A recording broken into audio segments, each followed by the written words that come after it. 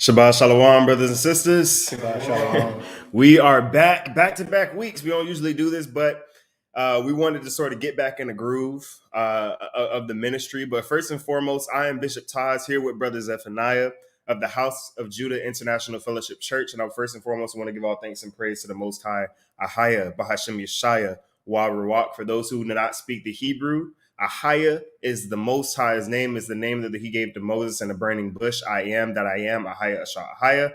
Yeshaya is Christ, the true name of Christ. Some of you know him as Jesus, but the J did not exist in the time of Christ. So in ancient Hebrew, his name is Yeshaya, and Ruach, which is the Holy Spirit, right? Now, before we dive into the lesson, I want to send encouragement and love to all the brothers and sisters within the ministry and those without. We know that this is a time of a lot of brothers and sisters are going through a lot of things health-wise, financially, and different things like that. But what I want you all to understand and what I want you all to know is that the Most High is our God, right? And we know what that means. We know what that means. The Most High knows what we have need of. He knows what we require, but he's only given us two requirements, right? Love him and keep his commandments. Loving him is keeping his commandments, right? But what's required to continue in this work and to walk in this ministry is faith, right? Faith is a trademark of the children of Israel. And if you lack faith in these times where you struggle, you won't be able to make it through these times, right? That's why there's only a remnant at the end. It requires a certain level of faith in the understanding and in the word that the Most High gave to you, walking in that faith. No matter what your circumstance may be, understand your promise is greater than your circumstance. I'm going to say that again. Your promise is greater than your circumstance. The Most High gave the children of Israel a promise, and you have to walk in faith that you will receive that promise over what things may look like right now, because your circumstances change. The Most High's promise hasn't. The promise that he gave to Abraham, the promise that he gave to Isaac, the promise that he gave to Jacob were all the same. It didn't change. It didn't morph. It didn't rotate. It didn't change its look. It didn't change its stature, and it didn't change its magnitude. It remained the same. So wherever you may be, understand, promise over circumstance. Have faith that wherever you are now, the Most High will pull you out. You will come out on top. Right?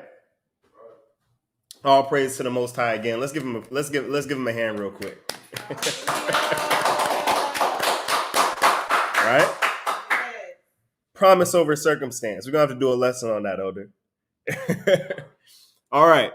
So today we're going into the tribes of Joseph, Ephraim, and Manasseh. We know that last week we sort of broke down the scripture of who Ephraim and Manasseh were according to the scriptures.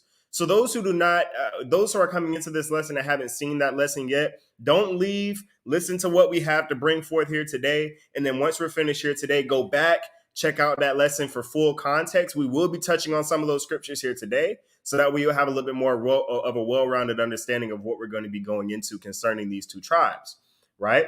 But last week where we left off is we went through Deuteronomy chapter 33, and we went through Genesis chapter 49 to sort of to show what it is was prophesied so that we can identify the tribes of Joseph, Ephraim, and Manasseh today, right? And what we found is that some of those requirements, right, at the end, we said some of those requirements were, number one, the curses, right? Why are the curses an identifier of Israel? Because remember, the Most High said that if you keep my commandments in Deuteronomy chapter 28, he said, if you keep my commandments, I'll set you on high above all nations of the earth. You break them, verse 15, you will be set low, right? These curses shall come upon thee, overtake thee until you be destroyed. We know that the children of Israel didn't keep the law, or else we wouldn't be scattered right now, right? So these curses that identify the children of Israel must also be used to identify the tribes of Joseph, Ephraim, and Manasseh. Everybody following, right? Good. Second is a large and growing population.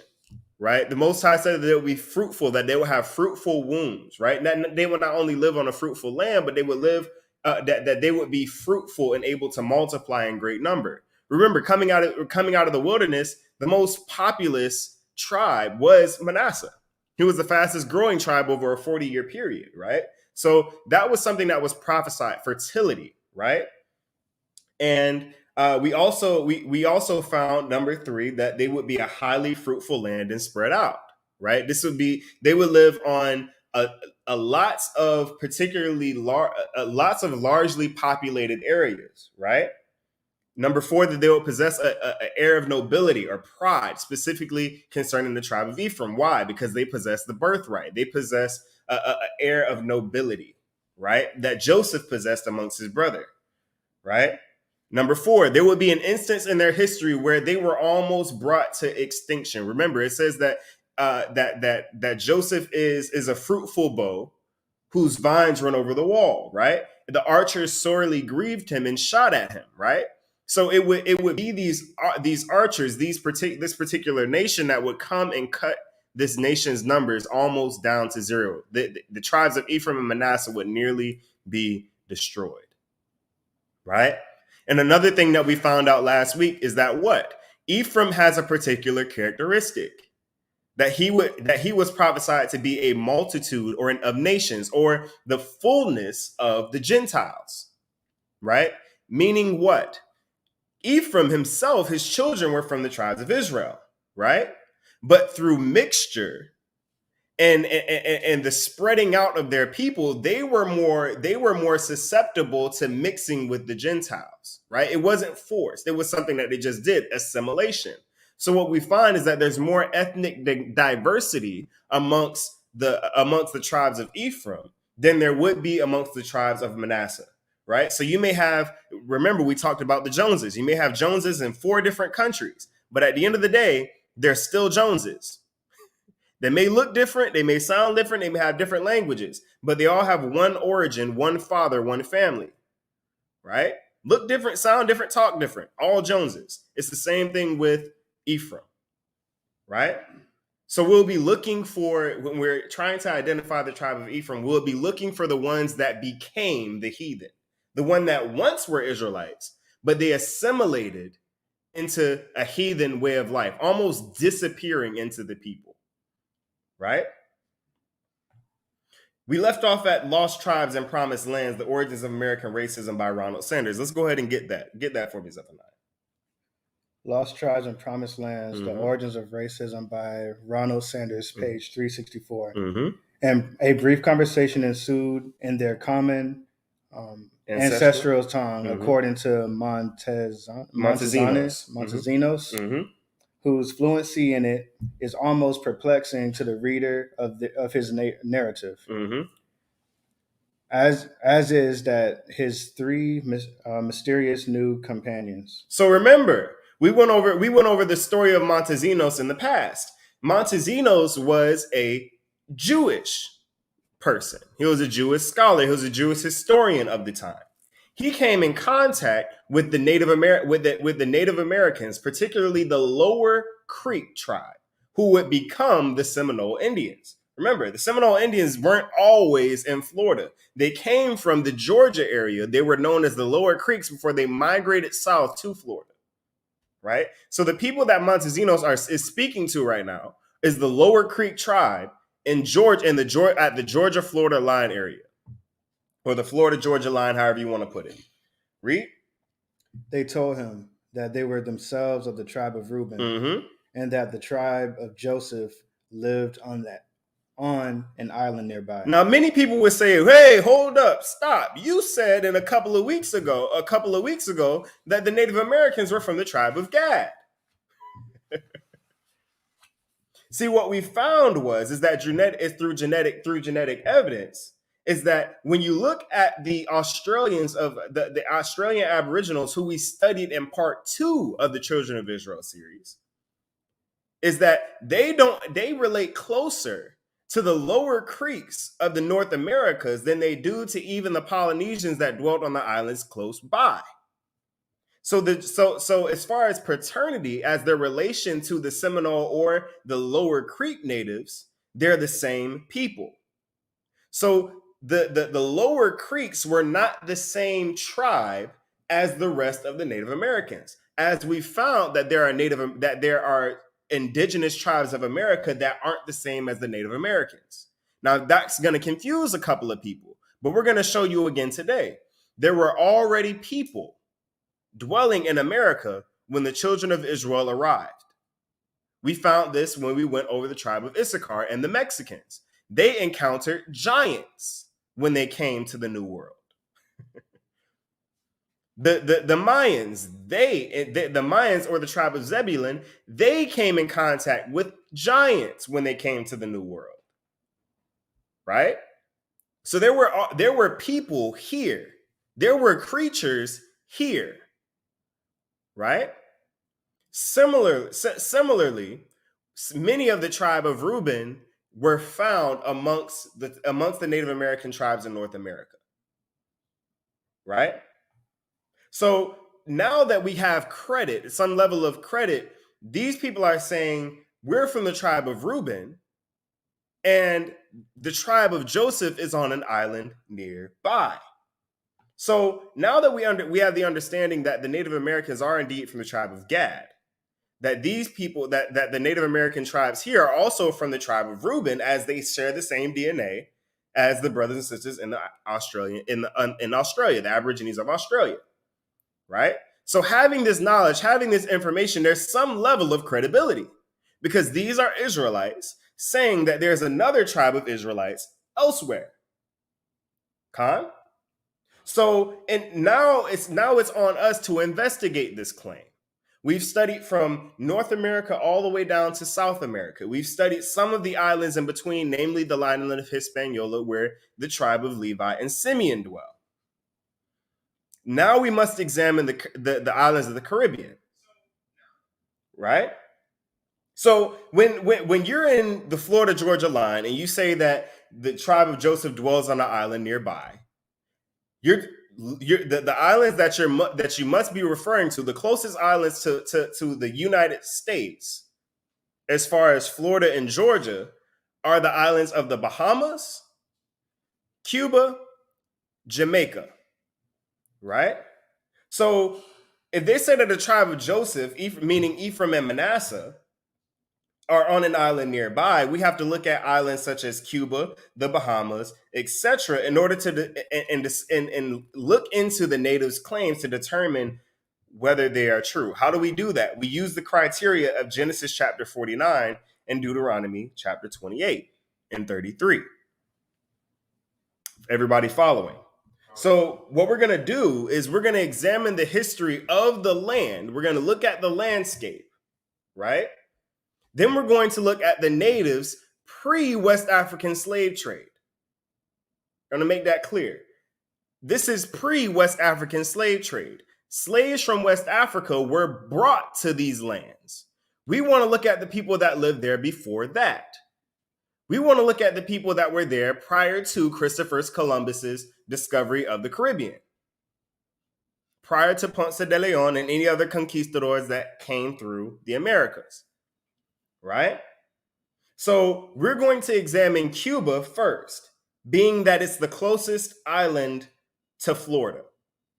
Right? Let's get the American Holocaust and the Conquest of the New World by David Stannard. American Holocaust, The Conquest of the New World by David Stannard, page 62. In a letter composed aboard the Nina, as the returning ships passed through Azores, Columbus discovered his discovery during the previous fall and winter of what he thought was the Indian Sea. Now, bump all of that. we already went over in previous lessons that he did not stumble upon the Americas by accident.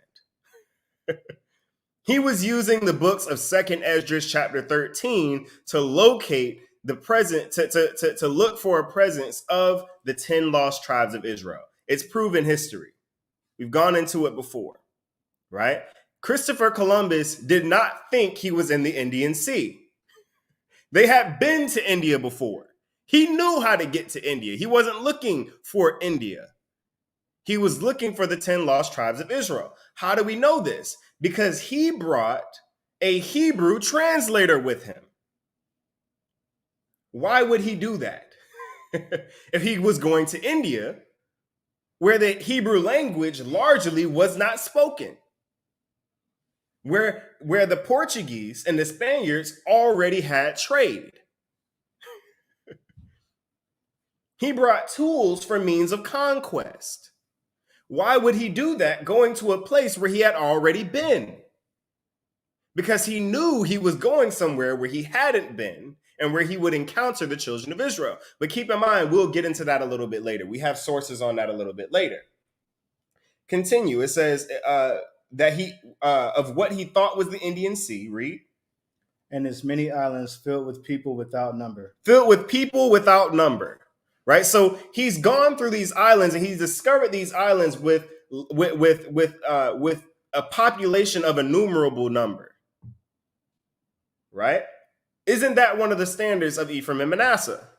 Right. There would be a fruitful bough whose branches ran over the wall. What does that mean? When a tree is growing to a certain size and its roots begin to spread, eventually it leaves the boundaries of what is your particular land.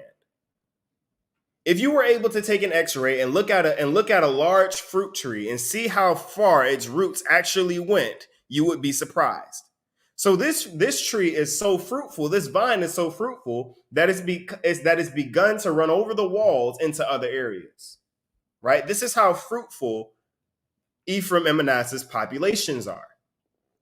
Read. One of the first major islands, which he called Juana, known to us today as Cuba. So keep that in mind. When you want to find ancient history on Cuba, which is difficult to find, you want to look for the name Juana. That is Juana, because that was the previous name amongst the Portuguese and the Spaniards of Cuba. Keep in mind, Cuba was a name that the natives gave the land. It wasn't a name that the conquistadors gave the land. Why is that important? Because we're going to find that the etymology of the name Cuba goes back to the Hebrew. Cuba is a Hebrew name. Read. As Juana, so all the other islands are very fertile, so to an excessive degree. Mm-hmm. And this one especially. So we've been to Cuba before. Many of those in this room have been to Cuba. Y'all know how fertile that land is. You can pretty much go anywhere and pick any kind of fruit that you're looking for that you want to eat. Everything grows directly from the ground. It's full with different wildlife and animals and beasts. Right? We've been there before. Oh, do we have a picture of Pinar del Rio where we stayed? Right? This is the city that we stayed in. Right? Fruitful. It says that the lands that the islands, not just Cuba, but the islands surrounding, are very fertile to an excessive degree. Keep in mind that this land was so fertile. We're gonna find that this land was so fertile that the slaves that were kept by the slave owners, by the Spanish and the Portuguese, would escape into the mountains and never come back. And the Europeans couldn't go in to find them. We have a source on that later in the lesson. It was fertile to an excessive degree, to the point to where it was difficult to trek through. Read. In it, there are many harbors on the seacoast. Many harbors on the seacoast, right? What do we talk about when we're talking about the lands? When we're talking about the lands of Ephraim and Manasseh, when you look at Deuteronomy chapter 33, verse 13, it says, "And of Joseph he said, blessed of the Lord be his land, for the precious things of heaven, and the dew for the deep that coucheth beneath." Right? What is the deep? That's waters. Right? The waters that couch beneath. Right? It says, "For the precious fruits brought forth by the sun, and the precious things brought forth by the moon. For the chief things of the mountains, and for the precious things of the lasting hills." Elder, go ahead and put that picture up one more time as I read this. "For the precious things of heaven, for the dew, and for the deep that coucheth beneath, and for the precious things brought forth by the sun, and for the precious things brought forth by the moon, by the precious fruits brought forth by the sun, and the precious things brought forth by the moon. For the chief things of the ancient mountains, and for the precious things of the lasting hills." These hills that you see, these mountains that you see in this particular picture, contained gold. How do we know this? We're going to get into the historical records, right? It says, the precious things of the earth and the fullness thereof, and the goodwill of him that dwelt in the bush. Remember, it says that the land was fertile to an excessive degree. It was difficult to trek through. These people dwelt in the bush, right?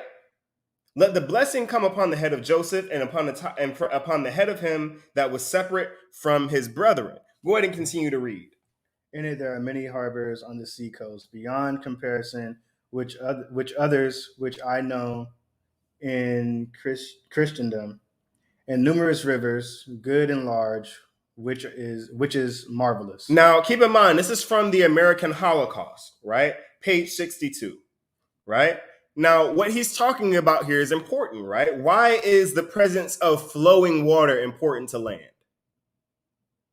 It increases fertility and viability of the land, right? It makes it easier for plants and for fruits to grow, right?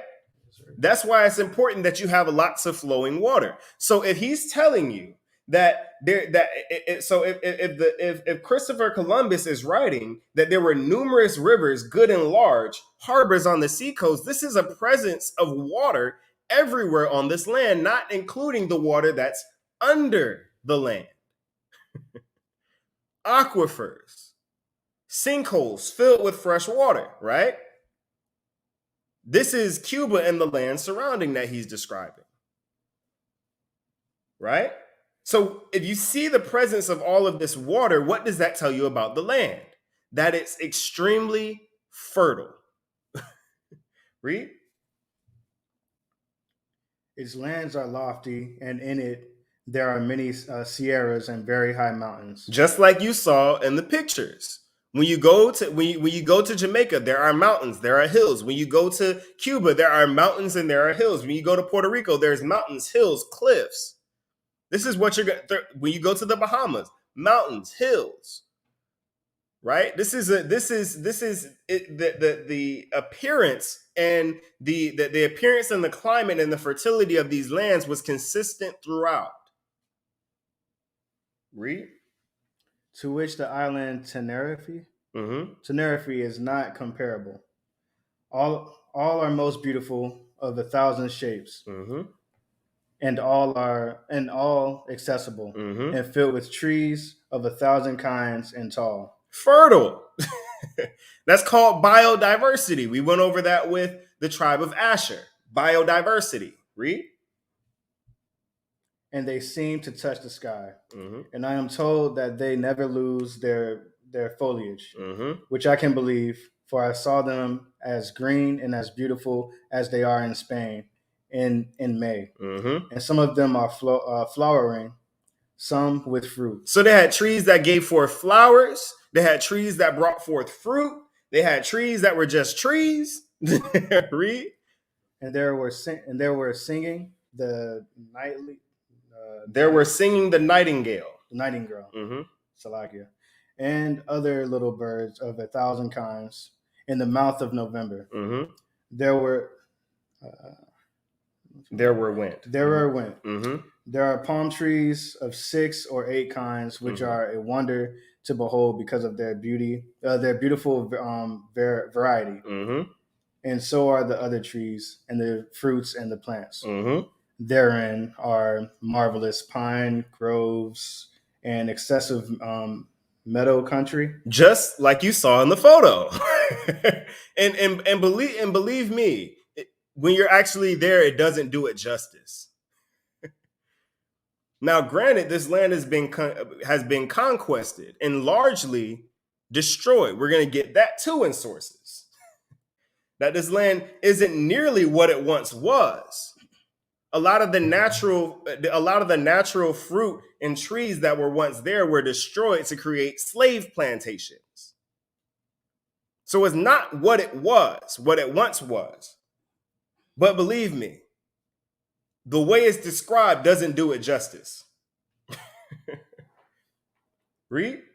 And there is honey And there are many kinds of birds and great variety of fruits. All kinds of precious things, precious plants, animals, the variety of foliage and trees and all kinds of resources, all necessary for sustaining a large population. What's the problem with having a big population? There's not enough to go around. But if you have a series of lands that bring forth more than enough, what does it do? It makes it easier for your population to grow. There was once the father of eugenics once said that famine is the Earth's natural way of birth control or of population control.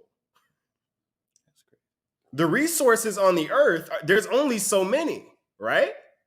So if the population begins to outgrow the constraints of the environment that you're in, people die, right? Survival of the fittest. But if you have a land that produces and produces and produces, it's able to sustain a larger and larger population. Right? Read. Upcountry, there are many mines of metals, and the population is innumerable. How many? Innumerable. How many? Innumerable. The population is innumerable. Why? There's enough resources to go around. It wasn't like it is now, where you can get sued for going down the street and picking an orange off of a tree. Resources back then were free. If you could go and pick it off of a tree, it was yours. If you raised the cattle, it was yours to kill and eat. Now, when you go to a place like Cuba, even if you own cattle, you can't kill it. You can go to prison for long. You can go to prison for killing a cow, killing and eating a cow for longer than it would be killing a man.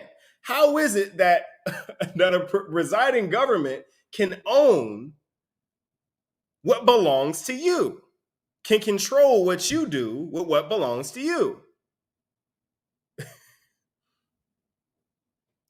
See, that is how you control a population in an environment that can sustain any size population. See, when you tell people that something that grows naturally, you better not touch and eat it, right? A land that's already full of resources, full of things that you can consume and eat that would cause for the growth of the population. You say, nah, we're going to make it illegal for you to take what naturally grows from the land. Now there's a reduction of resources, which means what? A reduction of population growth. Just like the father of eugenics said, population control. You take control of the natural resources, you have control over the population. You see how it's rounding into form now? How it's starting to all come together? Read. La Spinola is marvelous. Mm-hmm. The Sierras and the mountains and the plains and the meadows and the lands are so beautiful and rich for planting and sowing, mm-hmm. and for livestock of every sort, mm-hmm. and for building towns and villages. Mm-hmm. The harbors of the sea here are such as you could not believe it without seeing them. Mm-hmm. And so the rivers, many and great, and good streams, the most of which bear gold. Bear what? Bear gold. Bear what? Bear gold. But Christopher Columbus said he didn't find any gold. He told the king and queen he didn't find gold and said, but you know what? Even though we didn't find gold, we found slaves. And when the king and queen said, nah, it's not ethical to put a civilized people in slaves, he said, oh no, they're not civilized. They're savages.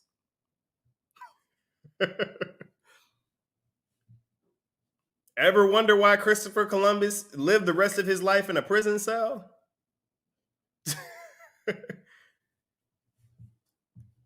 He knew that these people that he approached were civilized and righteous people, but he needed a reason to fulfill prophecy. He said it himself in his own letters that he believed that he was the one who would find the children of Israel.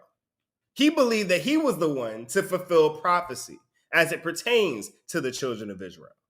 We read that in parts 1, 2, and I believe 3. Right? This land was known for being some of the most fertile lands in the Caribbean. Christopher Columbus also mentions an innumerable population prophesied in Genesis and Deuteronomy. The tribes of Joseph would be so plentiful that their boundaries would not be able to contain them. So they will overflow to other boundaries. Remember, that his branches ran over the wall. Right? When your population outgrows one land, what do? You spread out.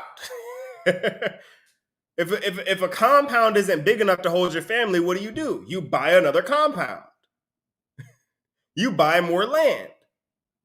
This is what the tribes, this is what the natives of the Caribbean were doing. It's like, all right, we outgrew this land, let's on to the next one. Right? But we're not going to take Christopher Columbus's word for it. We're going to go to the Britannica.com on Cuba. The Britannica.com is a British encyclopedia, right, of history and of current knowledge. Let's get what the Britannica says about the soil and the land of Cuba. Read. Britannica.com.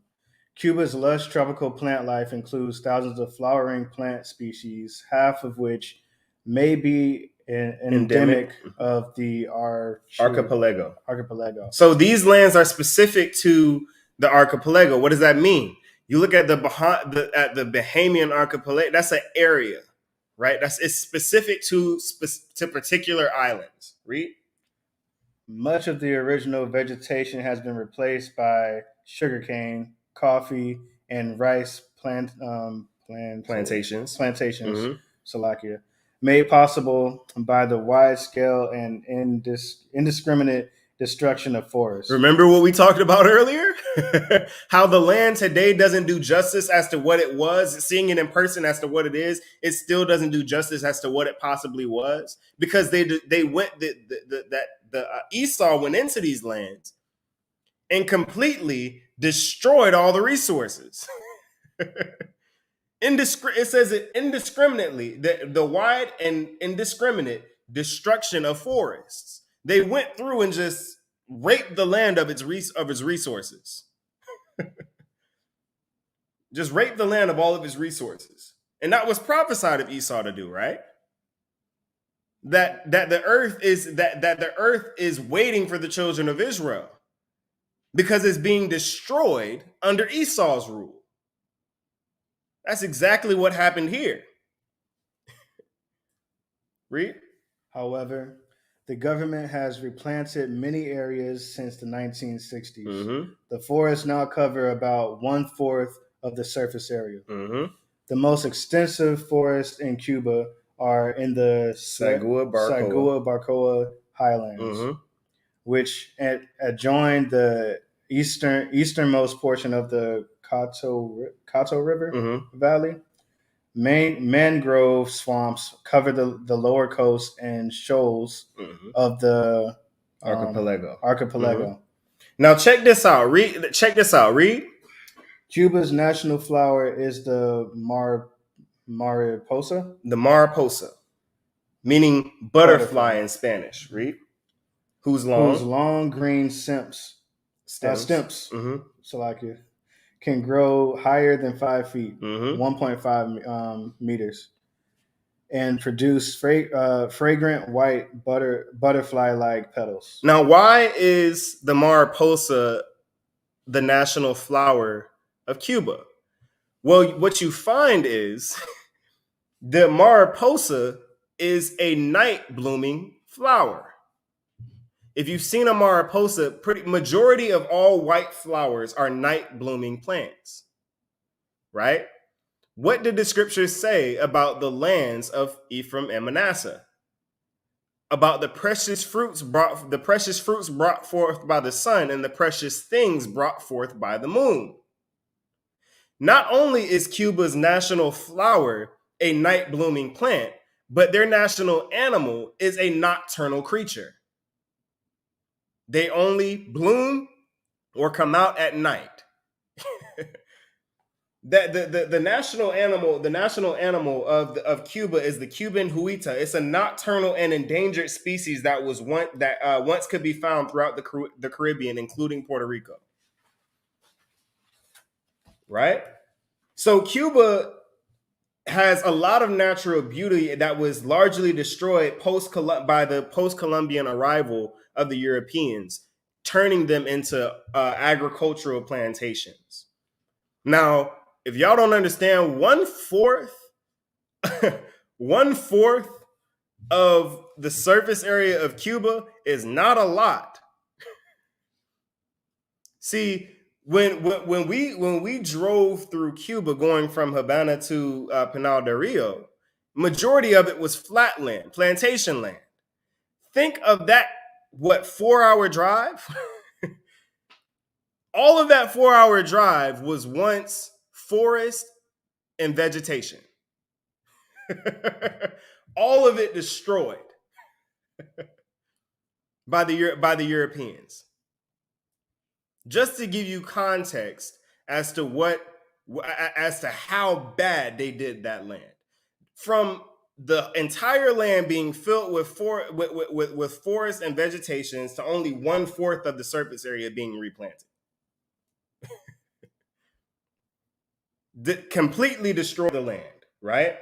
And Cuba, and it's also known for it. So when you see the difference between what Christopher Columbus described versus what we're seeing in Cuba today, the huge difference is because of what? European arrival. That's a common thing wherever the Europeans conquered. They raped the land, they destroyed the people. Right? We get a similar description of Puerto Rico in historical records as well. Let's get the Aborigines of Puerto Rico and neighboring islands. The Aborigines of Puerto Rico and the Neighboring Islands by Jesse Walter Folks. 1907, page 21. This book was written and published. This book was published in 1907. It was written much longer before that. Read.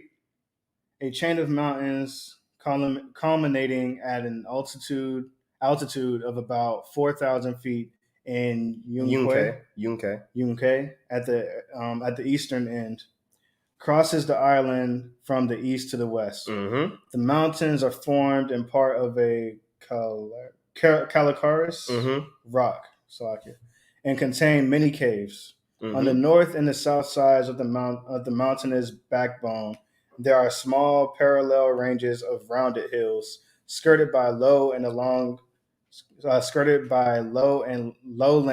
along the coast. So now we're looking at the island of Puerto Rico, a little bit further away from the islands of Jamaica, Cuba, and Bahamas, which immediately border the United States, right? So already we see mountains, hills, all connected. They run throughout the land. Keep in mind, Puerto Rico is not very large. You can drive around Puerto Rico in a day, in 24 hours. It's not very large. Read. The shores have very good harbors into which flow several rivers and lagoons. Rivers and lagoons, a presence of water. Remember, if there's a great presence of water, rivers, harbors, what does that mean about the land? It's fertile. Read. Into which flow several rivers and lagoons that offer favorable places for that peculiar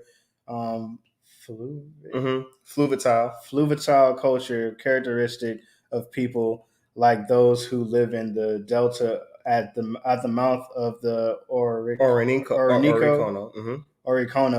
and around Lake Maracaibo. That's in South America. Read. The caves along the north coast are large, and the beaches afford good landing and camping resorts. Mm-hmm. The sites of the latter being generally indicated by shell heaps of some size. So now he's describing the beauty of the land. It's not exactly like it is in Cuba, where you're seeing a ton of foliage. This is like a paradise land. where there's lots where the beaches are more magnificent, right? Where the beauty is more immediate, right? As opposed to just outright foliage and beauty in that manner, in terms of the beauty of what the land brings forth, right? Majority of Cuba, although it does have forest areas, there's many mountains and caves, cliffs, and beaches. That's mainly what Puerto Rico is made up of. Read.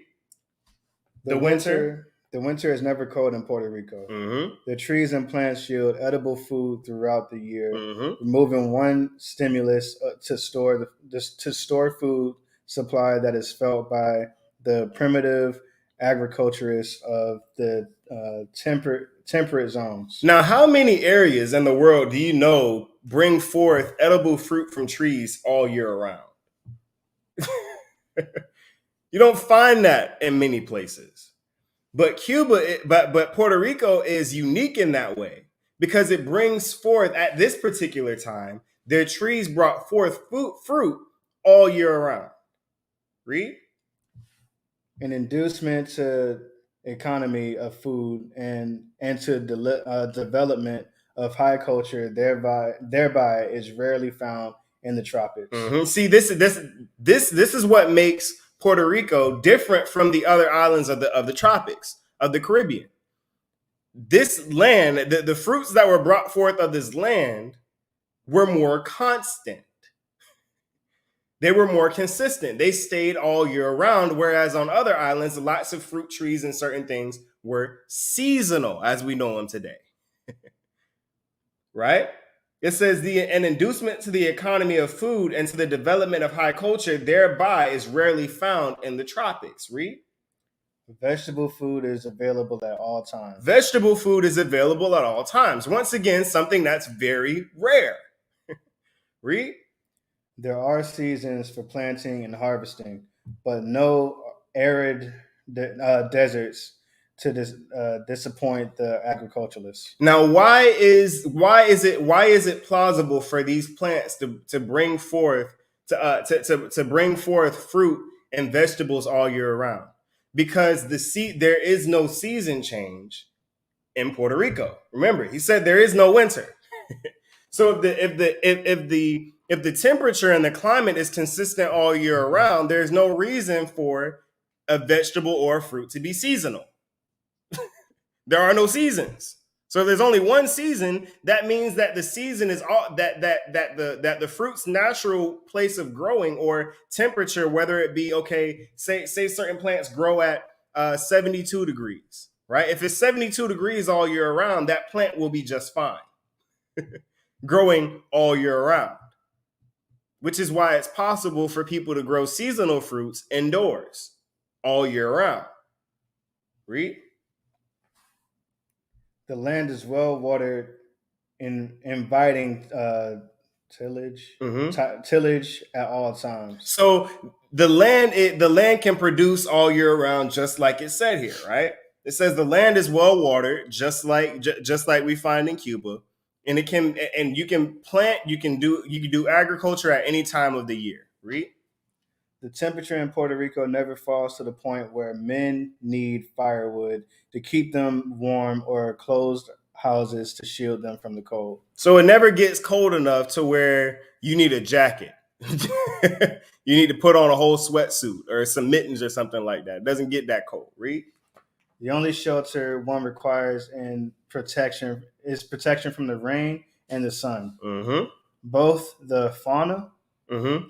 and the flora of the West Indies are South American in their affinities, mm-hmm. and the animals and plants such as belong to that part of the continent serve the natives for food. So the island of Puerto Rico, even though it's much smaller than Cuba, they're pretty much they're a microcosm. Cuba and Puerto Rico are a microcosm of what an island is going to be in the Caribbean, right? It's either going to be like Cuba, where it's majority vegetation and plant life, or it's going to be a lot like Puerto Rico.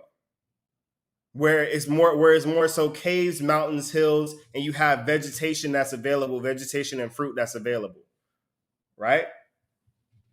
So their fertility and the fertility and the structure of the lands themselves is consistent throughout the Caribbean. They're comparable to the other surrounding islands, including the island of Hispaniola, where we discovered the tribe of Simeon, or the Haitians, prior to the arrival of the West African Haitians.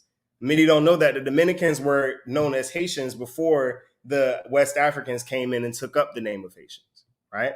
But the natives, or the native Taino of Hispaniola, the island of Hispaniola was the exact same, right?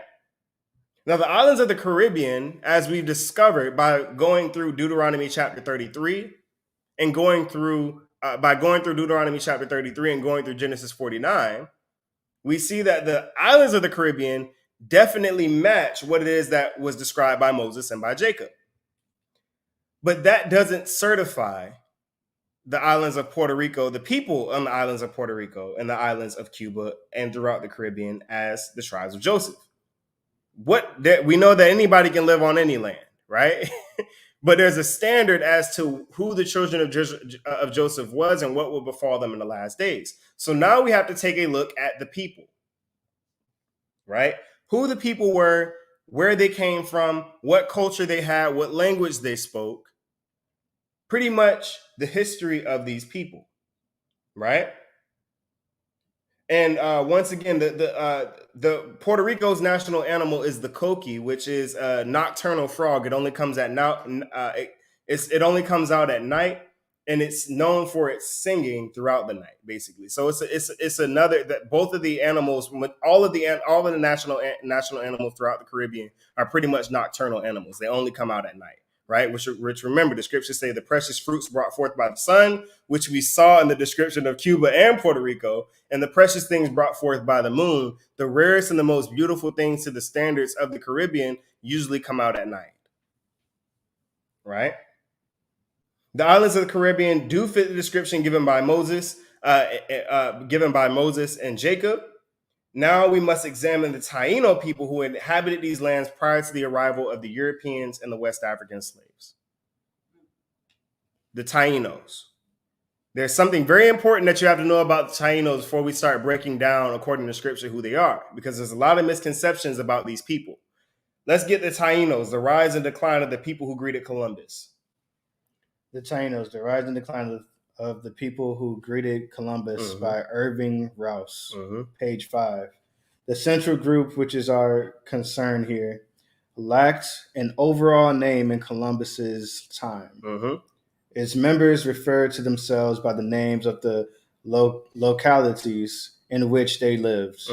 Those living in what is now Puerto Rico called themselves Borinquen, or Boricua. Right? We've all heard that before. That's the name of the Puerto Ricans prior to the name of Puerto Rico being given to those people. Right? So the central group of these people here was known as the Boricua, which is a Hebrew word. It means brave. It comes from the word barakiath, which means brave. Right? So it says, now keep in mind, this is the central group of people. These are essentially the leaders of this nationality of people in the Caribbean. So go ahead and start from where it says those living in what is now Puerto Rico.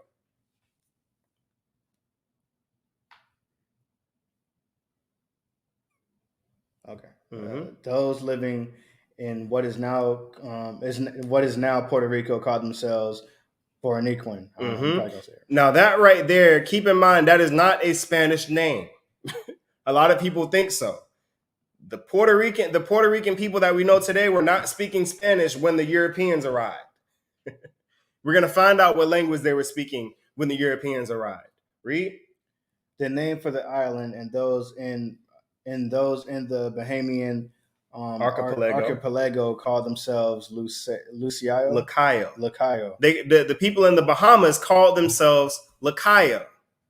Right, so prior to the name of Bahamas, of Bahamas coming to that area, their name was known. They called themselves Lucayan, and their land was known as Lucayo, or small islands. Lucayo means small islands. Read. Ethnohistorians have grouped together the residents of various localities who shared a single language and had the same culture. Read. The group is called Taino. Mm-hmm. Taino, meaning good or noble, because several of its members spoke that word to Columbus to indicate that they were not Island Carobs. Who are Island Carobs?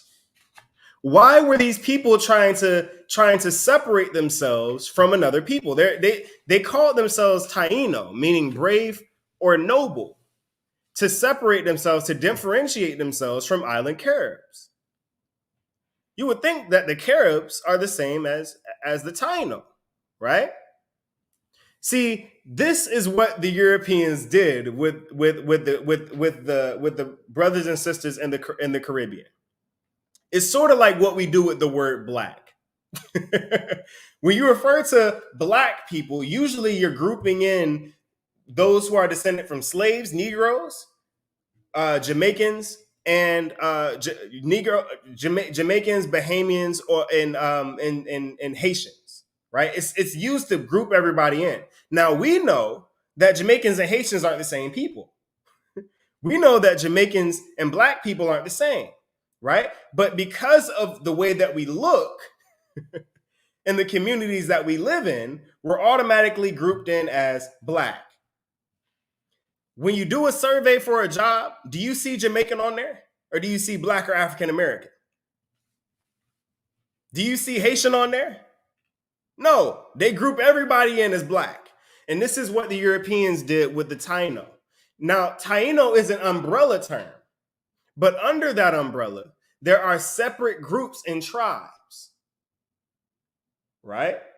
So when you hear the word Taino, that is not a nationality of people. It is a group of people, a group of multiple tribes. You have the Lucayans in there, you have the Boricuans in there, you have the Western Taino, which are in Puerto Rico, which are in Cuba, Jamaica, and the Bahamas. There's a lot of different groups under that term Taino. But ultimately, what that term Taino was meant to do was differentiate themselves from another people that were present in the Caribbean. Remember, there were people on these lands prior to the arrival of the Taino, prior to the arrival of the Native Americans, the Central Americans, the South Americans. There were people already present. This is why they were trying to differentiate themselves from another people. So that's the first understanding that we must have. And I'll give another example. Hebrews. Hebrew can be a lot of different groups of people. Arabs, they're Hebrew. Edomites, they're Hebrew. Israelites, we're Hebrew. Why? Because we're descended from Eber. Anyone who's descended from Eber is Hebrew. But does that mean that we're all the same people? No. Hebrew is an umbrella term. Taino is an umbrella term. There are many different groups underneath it, but ultimately they come from the same family. Right? So, what we're going to discover when we go into the second part of this lesson is that the Tainos were divided into three groups: the Eastern Taino, the Western Taino, and the Classic Taino. And there was a third and fourth group of people that predated the arrival of the Tainos, known as the Guanahattabes and the Island Carobs, from which the Tainos wanted a clear differentiation. When we go into the second half of this lesson, we're going to be breaking down who are the Guanahattabes, where do they come from, who are the Island Carobs, where do they come from, and then we're finally going to begin to break down the origins and the ethnicity and the history of the Taino people. All right? So we're going to take a quick break. We'll be right back. And we'll be right back.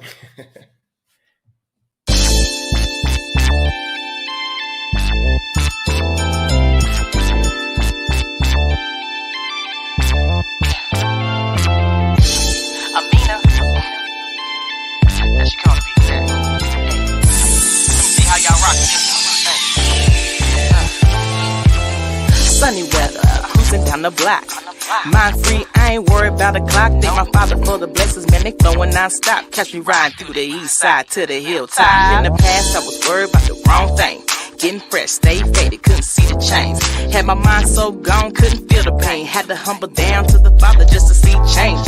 Now bounce to the left, bounce to the right. Every day I try my best just to duplicate Christ, but the way it's set up, I can never reach the height. Gotta keep working, trying to make it in the book of life.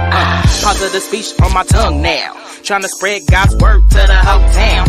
I ain't perfect, I'm just trying to put in work. Doing like a higher told me, getting ready for the countdown. Show me guidance, repentance, forgiveness, and what's right. He showed me life, he gave me life, abundant life. And despite of what people think, he's been so good for me. All praise to the Father. Come on, loud, head out, watch out now. It's the meaning coming to you with that West Coast style. I'm just trying to use the gifts that I'm blessed with, telling the good news of Christ, I gotta shout it. Too much time being wasted on the streets, couldn't hear the Father's voice, it was too much noise. Now that I look into the book that he gave to me, can't let the adversary steal my joy. That's why I bounce to the front, bounce to the back. Call the fam, get together, have a righteous kickback. I ain't worried about a thing, cause a higher got my back. The way it slap, finna put this truth music on the map. I see all the drama that I've been through, even notice all the friends that had it too. It ain't my fault, I found that I'm a real Jew, trying to follow the actions of Christ, that's a breakthrough. He showed me guidance, repentance, forgiveness, and what's right. He showed me life, he gave me life, abundant life.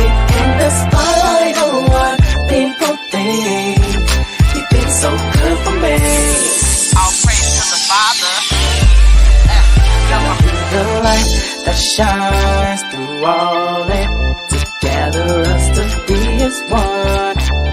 Yeah, yeah. Ain't got no time for the pain, gotta find other ways. Just be to relax and party.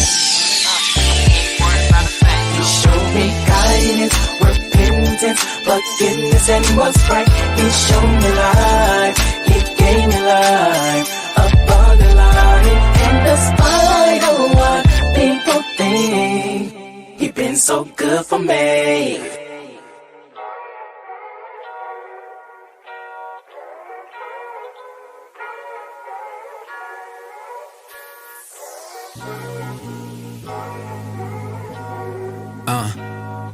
Yeah. Hear me out. Black man, black woman, know that you are heaven sent. God blessed you with melanin, that's quite an embellishment. Every time I look at you, I see excellence. Praise the higher for being such a perfectionist. You've been told your whole life that you were ugly, huh? By the ugly ones, they just jealous, pissed cause they ain't got your genetics. They spend thousands to have your features and they still look pathetic. Damn. In every black neighborhood there's a liquor store. I wonder who put them there and what they did it for. They know that alcohol is detrimental to your body. Once consumed, it destroys your mental. They want for you to indulge in these substances, and by they I'm referring to your government. Now we take the word government and you will find that government's controlling it means the mind. They want us to operate in our lowest nature. They were successful, but God sent me to elevate you. I just want us to get back to what we used to be. Kings and queens, know that you are royalty. You claim to be African, you claim to be Indian. None of that really matters, cause all of us are indigenous. Know your worth. You the salt of the earth, but somewhere in time we lost our flavor. Disconnected from nature and all the aspects of it. It's been demonized and we've been programmed to believe it. I broke away from religion and I'm so glad that I did it, cause shortly after that's when I started to realize that this God we've been seeking out the whole time is dwelling deep on the inside of each and every one of our temples. I meant bodies. You no longer need to see the truth because I just dropped it. Real talk. Now this is where I step away. Take a break, find a quiet place to meditate. Relax my flesh as my mind begins to elevate. Raising my consciousness to a higher state. Creating true equilibrium. Synchronizing the two left and right hemispheres of my encephalon. The work is done. I'm illuminated. Now carry on. Look, a female dog for the black woman I'll never utter. Butter pecan brown smelling like cocoa butter. When you nappy, I'm happy. I see a flawless cover. Glory on your head, your hair rise high to the Lord above us. Stay kinky, I love you blacker than Danny Glover. No cap and caramel and every other color. Everything noir, everything murder. Everything you touch is golden wherever you are. That's why they emulate your stilo, emulate the lingo, imitate your body and courage, but let them be though. Cause it must be hard walking around flat as a backboard and wishing that they had shaped like a letter B though. A carbon copy's not the original. Shalom, shalom, shalom. We're back. Before we jump into the second part, I want to remind you all, remember to like, share, comment, subscribe, photo, whatever platform you may be on. We're live on Facebook and on YouTube right now. Make sure you share it to your timeline so that other brothers and sisters can see this information. Remember that the purpose of these lessons is to let our brothers and sisters know who they are according to the scriptures. We can only do that by your support, by your sharing, by your liking. So make sure do that for us. All praise to the Most High for that as well. We also want to remind you all that we do have a website, and we will be using that website very soon to go live. So make sure that you go there and you register. Lots of cool things on there. The store will be up on there eventually at some point, and we got a lot of different cool things going on there as well. We also have our tithes and donations up here to support the work. Everything that's if you're a part of the ministry, if you're baptized into the body, you will send tithes to the Cash App up here. And you want to mark it with what you want to use for. We keep receipts, whatever you want that money to be put towards, whether it's feast days or towards the Saturday gatherings. We put that money towards that so that we can continue to do this work and continue to come before you all every week. So thank you for all of that in advance. Now, for part 2 of Ephraim and Manasseh, the tribes of Ephraim and Manasseh. Right. So what we found is that the Taino were not one group of people, but rather divided into 3 groups of people. Oh, Salakia. Brother Rawaban is here with us as well. He's going to be reading. He tagged in for the second half of this lesson. Salakia, brother. But what we're going to do is we're going to examine these 3 groups, the 3 groups of Tainos, right? The Eastern, the Western, and the Classic, right? And we also have 2 groups that aren't a part of Tainos, the Guanahatabi and the Island Carobs. And we're going to figure out who they are as well. So let's go ahead. We're back in the book, The Tainos, The Rise and Decline of the People Who Greeted Columbus. We're going to drop down to page 5. Go ahead and get page 5, brother. Page 5. Columbus encountered Tainos throughout most of the West Indies. Mm-hmm. They inhabited the Bahamas and all of the greater Antilles, except Western Cuba, where they were separated from Middle America by the peripheral ethnic group, the Guanahanabes. So now keep in mind what Columbus says here. What it said about Columbus. It says he encountered Tainos throughout the most of the West Indies, not all of the West Indies. And he proceeds to say that in the Bahamas and in all of the greater Antilles, except Western Cuba. So now he's giving you a location as to where these other people were, and this other tribe, which was separated from this particular group, was called the Guanahanabes. Read. The Guanahanabes. The chronicles do not clearly indicate who occupied the northern part of the Lesser Antilles, but recent archaeological research has shown that its population too was Taino. So the greater Antilles and the Lesser Antilles. For those who do not know the greater of the Lesser Antilles, Elder, we have a map. We have a map in the photos. Now the West Indies is essentially divided into 2 parts.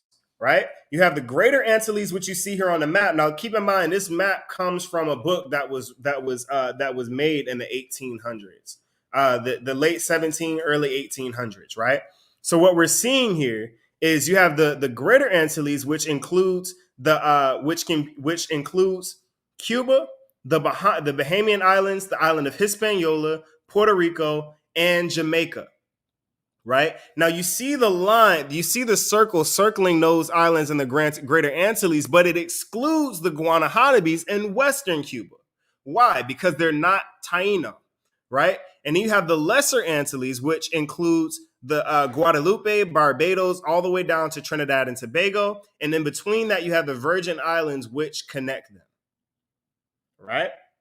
So this is sort of a visual of what you're looking at here concerning what it is that it's talking about. So when we go back and read over this part, now you have a little bit more context as to what Greater Antilles and Lesser Antilles means. So go ahead and read. The Chronicles do not clearly indicate. The Chronicles do not clearly indicate who occupied the northern part of the Lesser Antilles, but recent archaeological research has shown that its population too was Taino. So the Tainos had the islands of Guadalupe down to the areas of Trinidad and Tobago, excluding islands like Aruba, which was primarily Asherite. Right? Go ahead and read. A second peripheral group, Island Carobs. The Island Carobs lived on the island from Guadalupe southward, separating the Tainos from South America. So now we're starting to see a difference here. Now there's two ethnic groups outside of the Tainos that appear on these maps. You have the Island Carobs and you have the Guanahanabes, both of which are not related to the Taino, right? Now, these are the indigenous people of these lands pre-Taino or Israelite arrival, right? Let's drop down to page 34 in the same book, The Tainos, The Rise and Fall of the People Who Greeted Columbus. Page 34. Scholars have mistakenly called the western neighbors of the Tainos by another name, Saboni, right? So it says scholars have mistakenly called the western neighbors of the Tainos. Now, who are the western neighbors of the Tainos? The Guanahatabe, right? They were dwelling in western Cuba, this small little corner of Cuba. It says that western neighbors have mistakenly called the Tainos by another name, the Sidoni. Read. The Sidoni. That term actually applies to a local group of western Tainos in central Cuba. So the Sidoni are not Guanahatabe, but rather Taino. Right? They're Taino. Read. Allegria, 1981, 4-9. The Guanahanabes lives at the far end of Cuba, separating the western Tainos from the fully civilized peoples of Middle America. They must have spoken a language different from the fully civilized peoples of Middle America. They must have spoken a language different from their neighbors, for Columbus's Taino interpreter was unable to converse with them. So you have to keep this in mind. Keep this fact in mind. Why? Because remember, there's a differentiation between Ephraim and Manasseh. What do we know about Ephraim versus Manasseh? Ephraim would become the fullness of the Gentiles, right? He would interbreed. He would mix cultures. He would assimilate. But what we're seeing here with the Western Taino of Cuba, they had no relation with the Guanahatabe. They didn't want nothing to do with these people, right?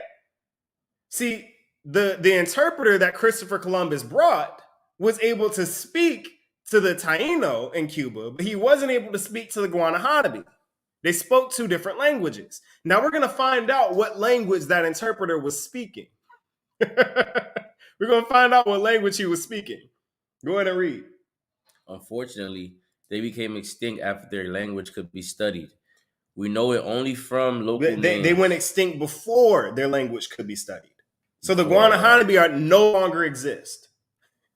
The Guanahatabe, the small, because keep in mind, this was the Guanahatabe already had dwindling numbers. After the Tainos came and pushed them to their little corner, they were already almost extinct at that point. They went completely extinct with the introduction of European diseases. Knock them out of existence much quicker. Read. Could be studied. We know it only from local names, which are not sufficient to determine its affiliation. So they never wound up learning the language of the Guanahatabe. The Cubans couldn't. The Cubans or the Western Taino couldn't tell them anything about it, and there was no interpreter that could speak the language of the Guanahanabi. Let's go to page 33. Page 33. Nevertheless, classic Taino culture appears to have been evolving toward full civilization. Mm-hmm. Its bearers possessed a good agricultural base and were organized into complex chiefdoms. Mm-hmm. So this was a civilized community. Remember, Christopher Columbus told the king and queen that these people were savages. But the records of what they found of these people are completely different. It says it possessed a good agricultural base and were organized into complex chiefdoms, government. Right? You had local government and you had federal government, local, state, and federal government amongst the Tainos. Right? That's why you have that's why you know, according to history, things like the 5 caciques and different things like that. Read. Chiefdoms. If they had been allowed a few centuries of reprieve. If they had more years before the Spanish came and screwed everything up, what would have happened? Read. Reprieve from Spanish rule, they might well have bridged the gap across Guanahanabi territory in western Cuba and developed the kind of commercial linkage with the civilized people of Middle America that they had already established with the inhabitants of northern South America. Wait, what? Established with the inhabitants of northern South America. See the Western Taino of Cuba had already had communication and trade with North and South America. Why is that important? Because remember, in the beginning with Ronald Sanders, they told Montesinos that we ourselves are from the tribe of Reuben, and the tribe of Joseph dwells on the island nearby. They knew that because they already had connections with each other. They were already trading and having communication with each other. Why? Because they all had the same language. They all spoke the same language. Right? It says that they would have developed the kind of commercial linkage with the civilized people of Middle America that they already established with the inhabitants of Northern South America. They already had communication, and it would stand to make sense because Cuba is only about a half of 100 miles away from Florida, from South Florida. It's not far. You can get on a kayak and make that trip if you got the muscles to do it. Right? So the record shows that the Guanahanabi and the Sidoni are not the same. The Sidoni are Taino, whereas the Guanahanabi are not. And in fact, the Western Taino, which we'll go into and we'll explain more later, living in the central parts of Cuba were known as the Sidoni. These people did not share a culture or language with the Tainos and had no relations with them prior to their extinction. There was no trade. There was no marriages between tribes. They were completely separate from one another. Didn't want to deal with them. Clear ethnic and tribal lines were drawn across the Caribbean islands. Although the Tainos share a family, they are very different in behavioral or tribal practices. However, their laws, customs, and language remain consistent among them. I'm going to explain that. They have different, I'll put it like this. If you have one state, right? You have a state. And in each state, there are different local areas, different cities. Different cities may have different laws, different ways that they do things. They may have a different culture, but they speak the same language. They celebrate the same holidays and they have the same customs. The laws are consistent throughout Florida. The laws are consistent throughout Florida. The customs are consistent throughout Florida. The language is consistent throughout Florida. But that's what unites them. But what's different is the different things that they may do in between. They may look different. This side may drive on this side of the street, whereas this side drive on that side of the street. Right? Different things amongst particular groups that may differentiate one from another. You know you're in Broward County versus being in South St. Pete. You know the difference. You can see the difference. Are the laws not the same? Absolutely. Do not majority of those people celebrate Thanksgiving, Christmas, Valentine's Day? Absolutely. Do they not all speak English? Of course. But it's all the intricate commonalities of the community that are different, that they used to differentiate the Taino. This is not the same for the classic Tainos. This is not the same for the classic Eastern Tainos of Puerto Rico and the other lesser Antilles. Why are we saying that? Because the classic Eastern Tainos from Puerto Rico down to the lesser Antilles had a different code of conduct, had a different code of conduct as it pertained to the other people that inhabited the islands with them, the Island Carobs. They frequently traded and had relations, adopting customs, among other things, from their non-Taino neighbors. See the difference? The Western Tainos wanted nothing to do with the Guanahanabi, whereas the Eastern Taino, the classic Eastern Tainos from Puerto Rico down to the Lesser Antilles, were all involved, accepting customs, intermingling their language, marriages with their non-Taino neighbors. See the difference already? Let's go back to the Tainos, the rise and decline of the people who greeted Columbus. This page 19. The Tainos and Rise and Decline of People Who Greeted Columbus by Irving Rouse. Page 19. Mm-hmm. The Tainos cannot be understood in isolation. Mm-hmm. They must also be viewed in terms of immediate neighbors, the Guanahanabis and Island Carobs, with whom they interacted and exchanged cultural, linguistic, and biological traits. So from what we see, from what we saw, as it pertains to particularly, remember, the Boricuan or the Boricua of Puerto Rico were the central group of the Tainos, right? Now, when you examine the Western Tainos, we see that the Western Tainos wanted nothing to do with the Guanahanabi, with the natives of their land. But we see with the central group of the Tainos, the Eastern classic Tainos, the Boricua, that they freely intermingled language, culture, and trades, along with biological traits. Right? They started to become the Island Carob. Remember what the prophecy was. It says, you shall be the fullness of the Gentiles. Not act like, not walk like, not talk like. You will be the fullness of the Gentiles. Unlike the brothers the brothers and the sisters in Cuba who didn't want anything to do with the natives of that land, the people who weren't Taino. The Eastern Taino welcomed it. They welcomed integration.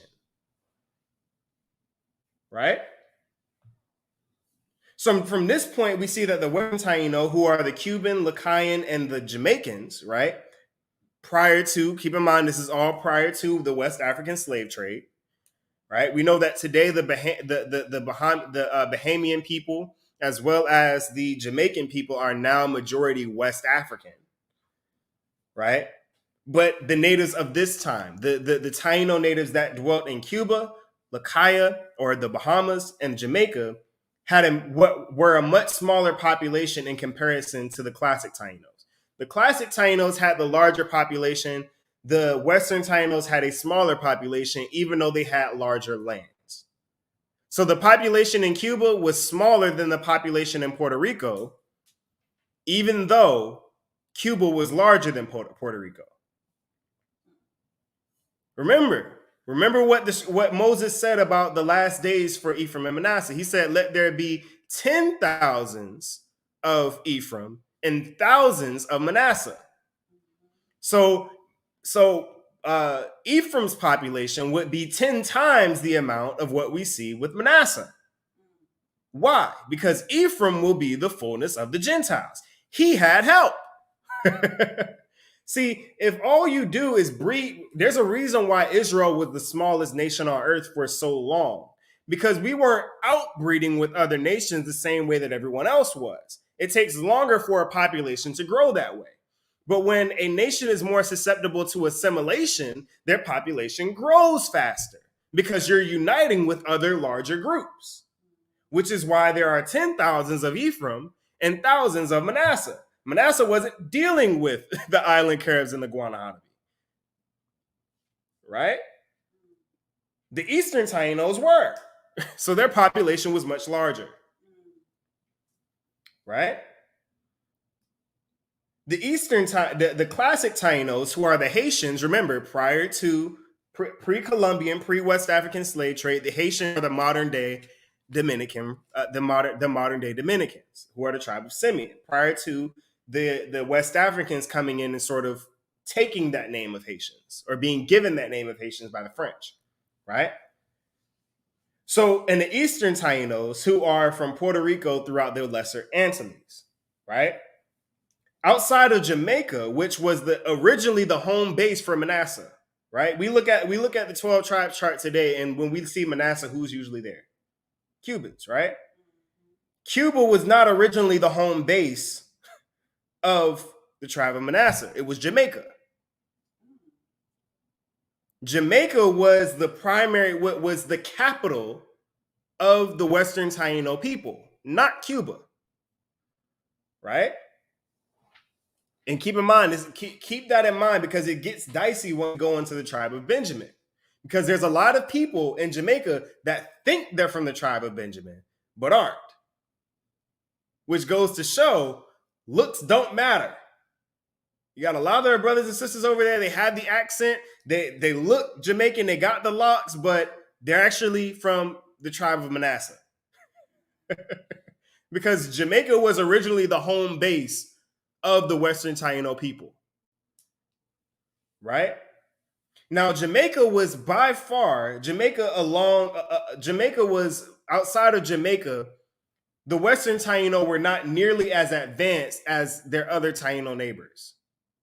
So once again, Ephraim 10 times, not only is their population bigger by 10 times, but they're also more advanced. Remember, the scriptures say that Ephraim will be greater than his brother.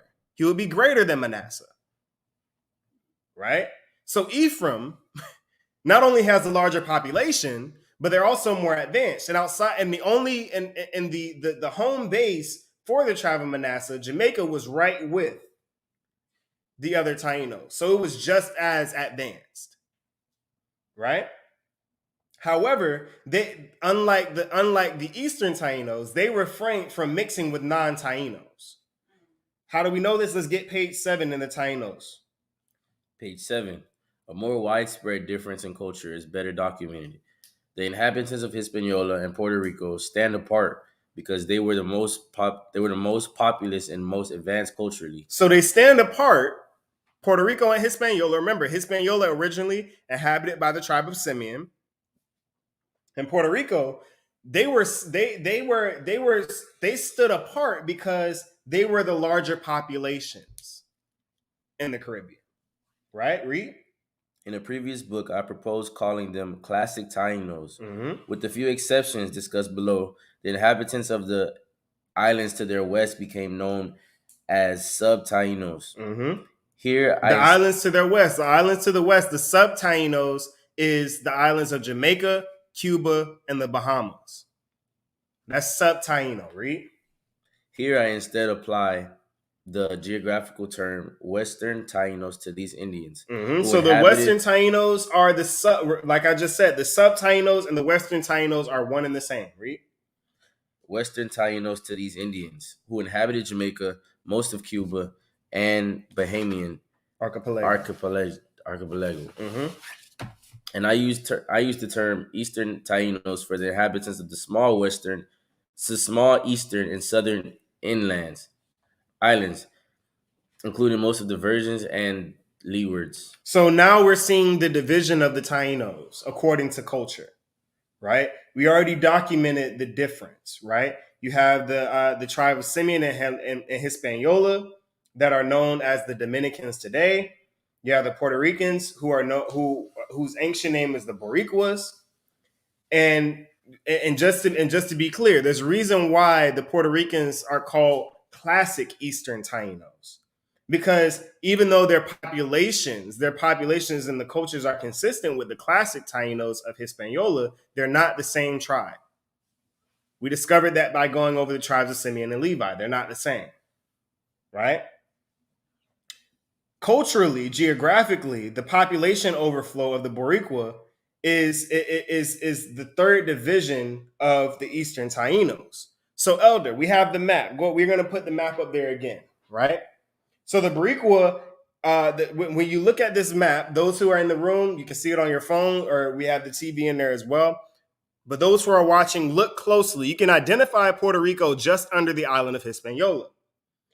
Now, the island of Boricuan, or the land of the Boricuas, or the land of the noble lords, when their population grew, they went from Puerto Rico to the Virgin Islands and moved from there, which is why genetics show that Puerto Ricans are different from those on the island of Hispaniola, but are the same as the people in the Virgin Islands down to the islands of Trinidad and Tobago.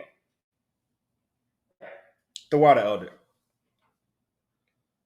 The text also confirms that the Tainos did conduct trade with neighboring islands and with the mainlands. So they had the same language, they had the same culture, and they did have trade with each other. Let's drop down to page 17 of the same book.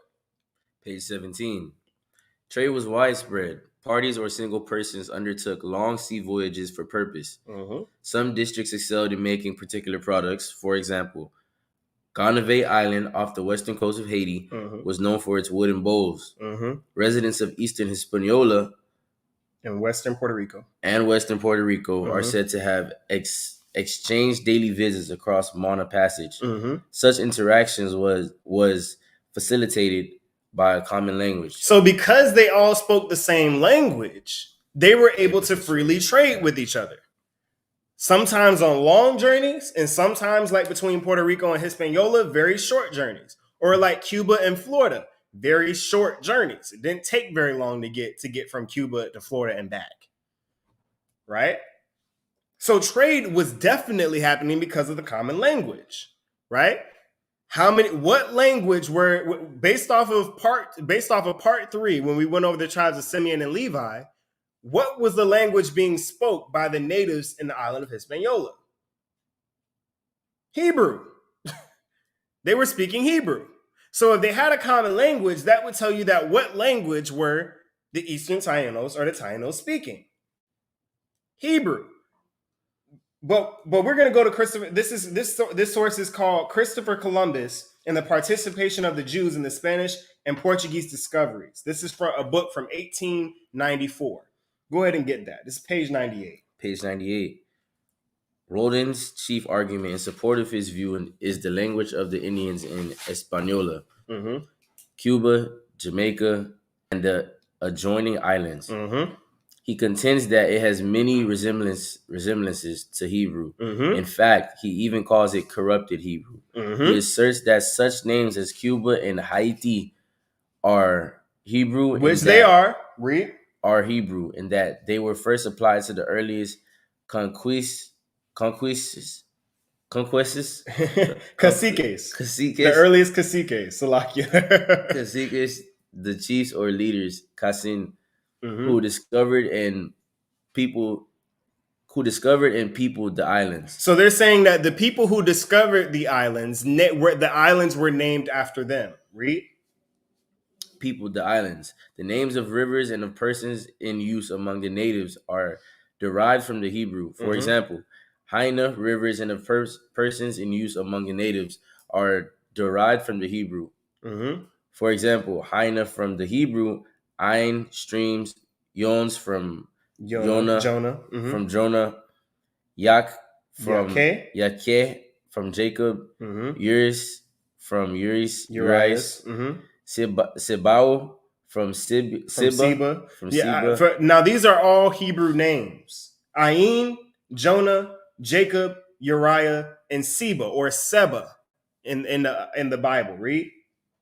Maisi from Moisi. Moisi, read. The names of their tools, or of little canoes or kansas. The name of oxy for pepper. The name of storehouse for maize, grain, and the like, all point to the Hebrew language. So there's a reason why when Christopher Columbus went to the Americas, he brought a Hebrew translator. He knew what he was going to find. Let's get the history of the New World. Let's get the history of the New World called America. This is from 1899. Page 88 through 80. Page 84 through 85. The fact their immense numbers remains nevertheless and inconclusive, but if any difficulty should be felt, it is by considering American languages, which are in nothing but so many sorts of Yiddish, so many Hebrew dialects. Go where you will, says our author. Now, I want to keep in mind, this book was written by Edward John Payne. This is a Jewish man, right?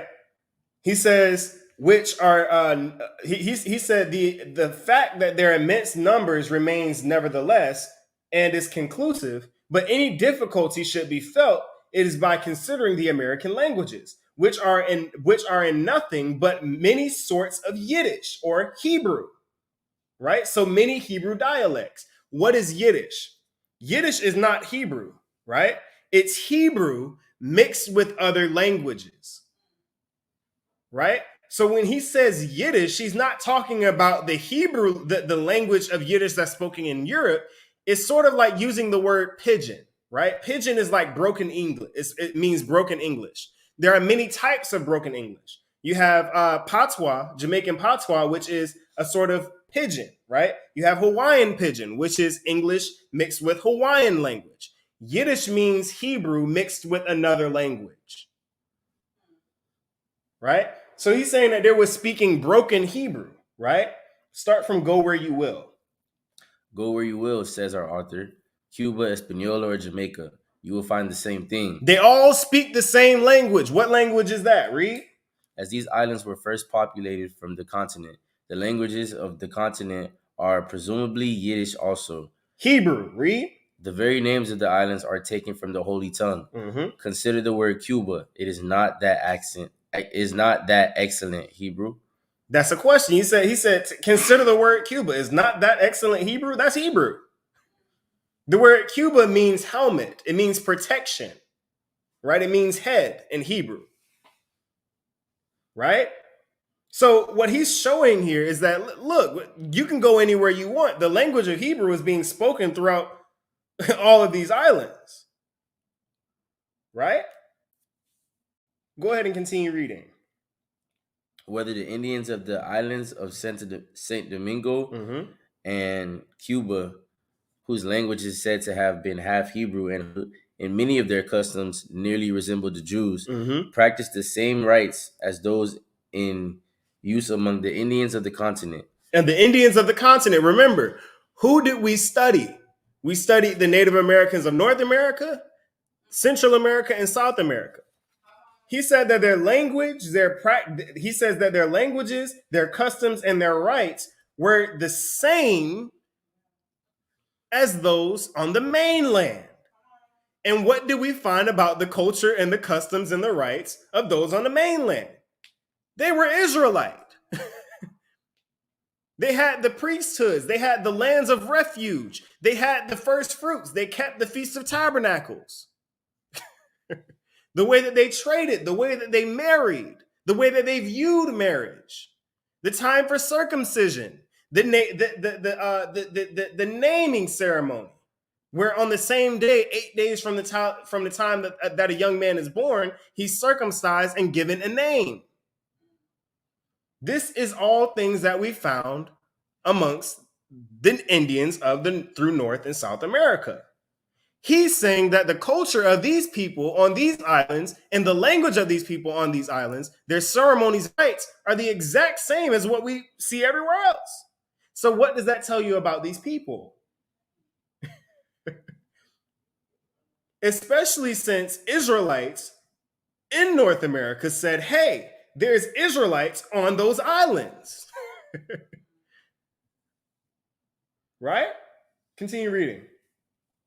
It would be difficult to say, but that they possessed traditions in common with them, evidently derived from a Hebrew source, is plain from the following relation of Torquemada. Torquemada, which we cannot refrain from inserting. See, it is true that the Indians of the Isle of Cuba say that they knew that the heavens and other things had been created. Pay close attention. Remember in the lesson on the tribe of Gad, where we found out that the Native Americans not only knew how the earth was created, but they also knew the structure of the earth and the spirit world. Let's see what the Cubans know. It says, it is true that the Indians, read. It is true that the Indians of the Isle of Cuba say that they knew that the heavens and other things had been created. And they affirm by three powers. Three powers. Awfully specific, right?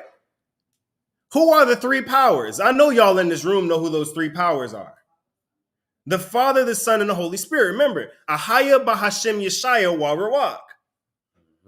Right? The Father, the Son, and the Holy Spirit. That's Hebrew, right? So he says by three powers. And remember, what is that word? Remember, it says in the beginning, God created the heavens and the earth. When you go into the Hebrew and you look at that word God, it's plural, God's. It's the Hebrew word Elohim, which means three in one. God's. So the Cubans know not only that the heavens and the earth were created, but that they were created by three powers. They affirm three powers. Read. They affirm by three powers, one of whom came from such a part, and the other two from other parts. It says one of whom came from such a part. Remember, who is Christ? The Son of the Most High. So not only do they know that there's three powers, they know the order of which they came. There were two powers present, the Most High and the Holy Spirit, and from the Most High and the Holy Spirit came Christ. Remember what the Most High said. It says, let us create man in the Most High's image. Male and female created he them. The image of the Most High, the image of the Elohim is father, is male and male and female creates life. Adam, Eve, Cain. Right? Read. They were perfectly. They were perfectly informed of the deluge. The deluge. What's the deluge? The flood. They knew about the flood. Read. The old men above 70 or 80 years of age reported that when their first countrymen settled in the island, an old man, knowing that the deluge was about to happen, built a large ship in which the island, and old man, knowing that the deluge was about to happen, built a large ship in which he embarked with his household and many animals, and having two sons, and one of them laughed and said to the other, turn him into jest. But the other revoked him and covered his father. What story is this? The story of Noah and his sons. Now keep in mind, they're telling this story as if their ancestors, Noah, was in Cuba. They're saying their ancestor, keep in mind, he's calling him an ancestor. Not a man, not some man from another tribe. He says their ancestor knew that the flood was coming and built an ark. Right? And he embarked on with his household, who Noah go on the ark with. His three sons, their wives, and his wife. Right? And he went on with animals unclean by twos and clean by sevens. Right? And he says, having two sons, one of them laughed and said to the other, turn him into jest. Remember, Noah was drunk and he was butt naked. He said, yeah, look, he's funny. Who was the one who got cursed? It was Ham. He's telling the story of Ham. Now, these are the elders of their community. Read.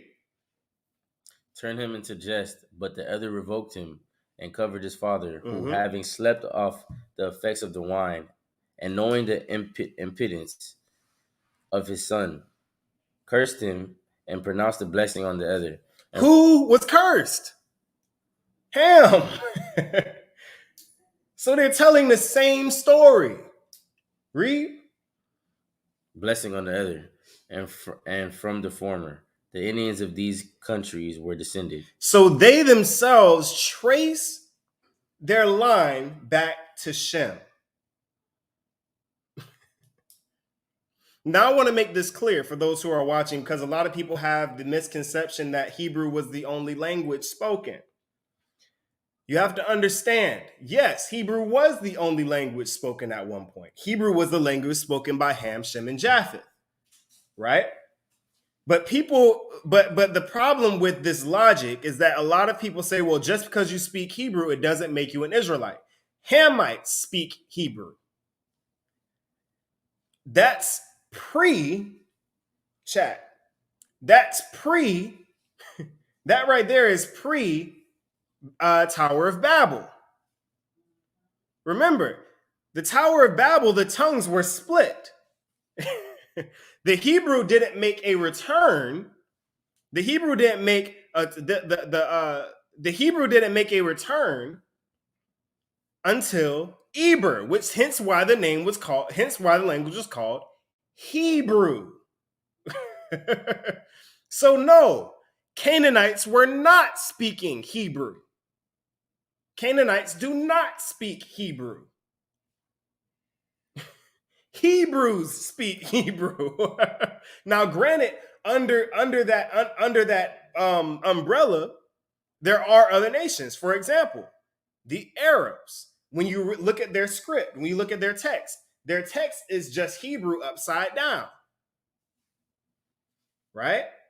Or when you look at the Idumeans, people thought that the children of Israel were worshiping Yahweh because the Shashu or the Idumeans were worshiping that name, writing it in what language? Hebrew. Right? So Edomites, Arabs, among other nations, do speak Hebrew, none of which are Hamite. The language was split by that time. So no, there aren't any Canaanites speaking Hebrew. Right?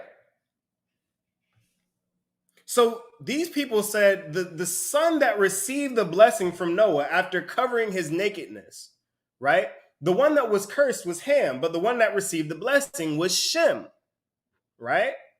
So these natives are saying, we are descended from Shem.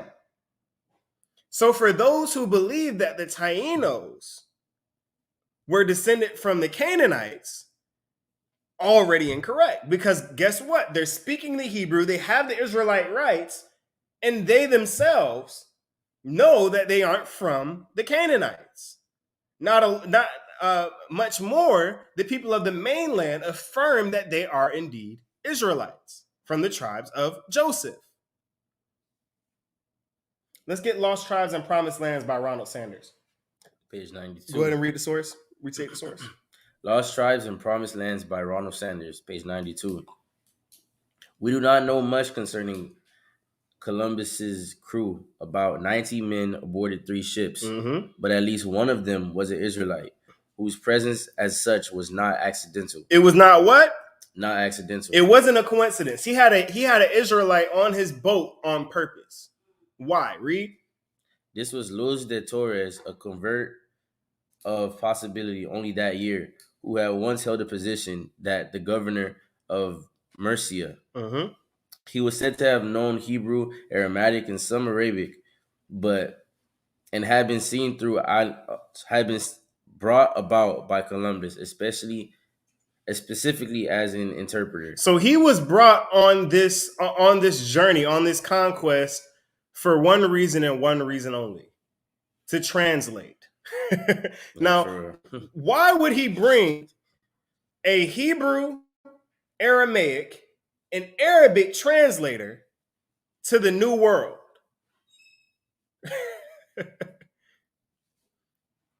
Why would he do that? Why is that something that he would do? Why would he bring a Hebrew translator to the New World? Christopher Columbus knew, we went over this in previous lessons, specifically in the lesson on Simeon and Levi, that Christopher Columbus, when he arrived in the New World in the island of Hispaniola with a Hebrew interpreter, and he did it because he found the New World utilizing 2nd Ezra chapter 13 as a tool to find the lost tribes in America. It's historical fact. It's historical fact. It's in all of his letters. It's in all, and it's in all of the scholars, and it's in all of the scholars' writings concerning Christopher Columbus. He did not get to the United States by accident. Let's get The Hope of Israel by Manasseh ben Israel. The Hope of Israel by Manasseh ben Israel, page 112. I shall speak somewhat in this discourse of the divers opinions which have been, and shall declare in which countries is thought the 10 tribes are. So Manasseh ben Israel, through his discourse, now keep in mind, Manasseh ben Israel is a couple of things. He's a scholar, he's a historian, and he's a preacher. He's a pastor. He's saying, I shall speak in somewhat discourse of diverse opinions which have been, and shall declare in what countries it is thought the 10 tribes are. So this is the consensus amongst other historians and scholars as to where the 10 tribes are. What countries does he list? Read. Tribes are Hispaniola, Simeon, the island of Cuba, Manasseh, the continent of America, the north, south, the north, south, and central Americans, Issachar, Issachar. We're about to get to Panama in a minute. Issachar, Gad, Asher, read. Panama, Zebulun, New Spain, and Peru. Now keep in mind, he mentions Cuba here, the island of Cuba. And we know that the Cubans are a part of a much larger ethnic group, the Tainos, who are all of the same stock, ethnicity, racial group, nationality, however you want to put it, language, culture, and religious rites. And Manasseh ben Israel comes right out and says that these people are from the 10 tribes of Israel, from 2nd Ezra chapter 13. The heritage of the Israelites in the Caribbean was already well recorded. Well recorded enough that Christopher Columbus took out a huge loan and some boats to see if to go out and get these people. So based off of the description of the lands and based off of the character of the people, now there's a clear divide as to who is who, because that's mainly the question that we get. It's like, okay, usually the question is, how do you know Manasseh is Manasseh and how do you know Ephraim is Ephraim? That's the question that we get. Why? Because they're both Tainos. But the history that's not taught about the Tainos is that even though they were one group, they were separate tribes in between. The Israelites is one group, but there are separate tribes under the Israelites, right? And when you go into Deuteronomy chapter 33 and Genesis 49, as well as Genesis 48, you'll see that there's a different prophecy for Ephraim than Manasseh. Specifically, that Ephraim would be a multitude or the fullness of the Gentiles, whereas Manasseh would be great, but he wouldn't possess the birthright that belonged to Ephraim, hence why he was prophesied to be a multitude of nations. Who else was prophesied to be a multitude of nations? Abraham. And he became that. He became the father of a majority of the nations on the earth. Isaac, he was given that same prophecy. What nations did he bring forth? Jacob, who became the Israelites, and he brought forth Esau, who would become the Edomites. So in every instance where this prophecy is passed down to their children, to the one who inherits this birthright, in a sense becomes a microcosm of that prophecy, meaning that they would bring forth a multitude of nations, or the fullness of the Gentiles. It applies differently to Ephraim because Ephraim is an Israelite. So even though Ephraim his children would become the fullness of the Gentiles, they're still Israelite because of their bloodline. Right? Remember, the bloodline goes based off of the father, not the mother. Right? So as long as there are men in a family, the name continues. So Ephraim, in a sense, would assimilate. He would become the Gentile, but his name, his tribe would still exist. Let's go back to Christopher Columbus and the participation of the Jews in the Spanish and Portuguese discoveries. Christopher Columbus and the participation of the Jews in the Spanish and Portuguese discoveries by Mayer Kayserling, page 98 to 99. Their rites and ceremonies, as well as their language, form one of the main arguments in favor of this theory of descent. Circumcision prevailed among the Indians. They often bathed in rivers and streams.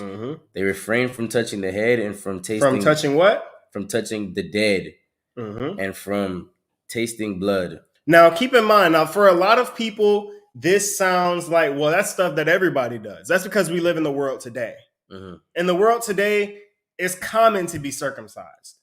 In the world back then, it was very rare.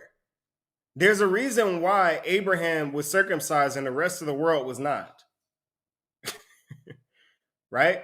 Circumcision at one point was something that was only practiced amongst the Hebrews. If circumcision wasn't an important an important highlighting figure in this conversation, it wouldn't be listed. See, at the time, which is 1894, circumcision still wasn't as common as it is today. It was something that was still rarely practiced. So understand that there's more significance to circumcision back then than there is now. So them being circumcised was a big deal. That's a law of Moses, right? That goes back to Abraham, right? That's a big deal, right? So they're circumcised. Their language is Hebrew, right? It says that they bathed in rivers and streams. They practiced rites of cleanliness, or what is known in Hawaii as taboo. The word taboo comes from the Hawaiians, meaning cleanliness. It's a Hebrew word, right? So they practiced taboo or cleanliness, right?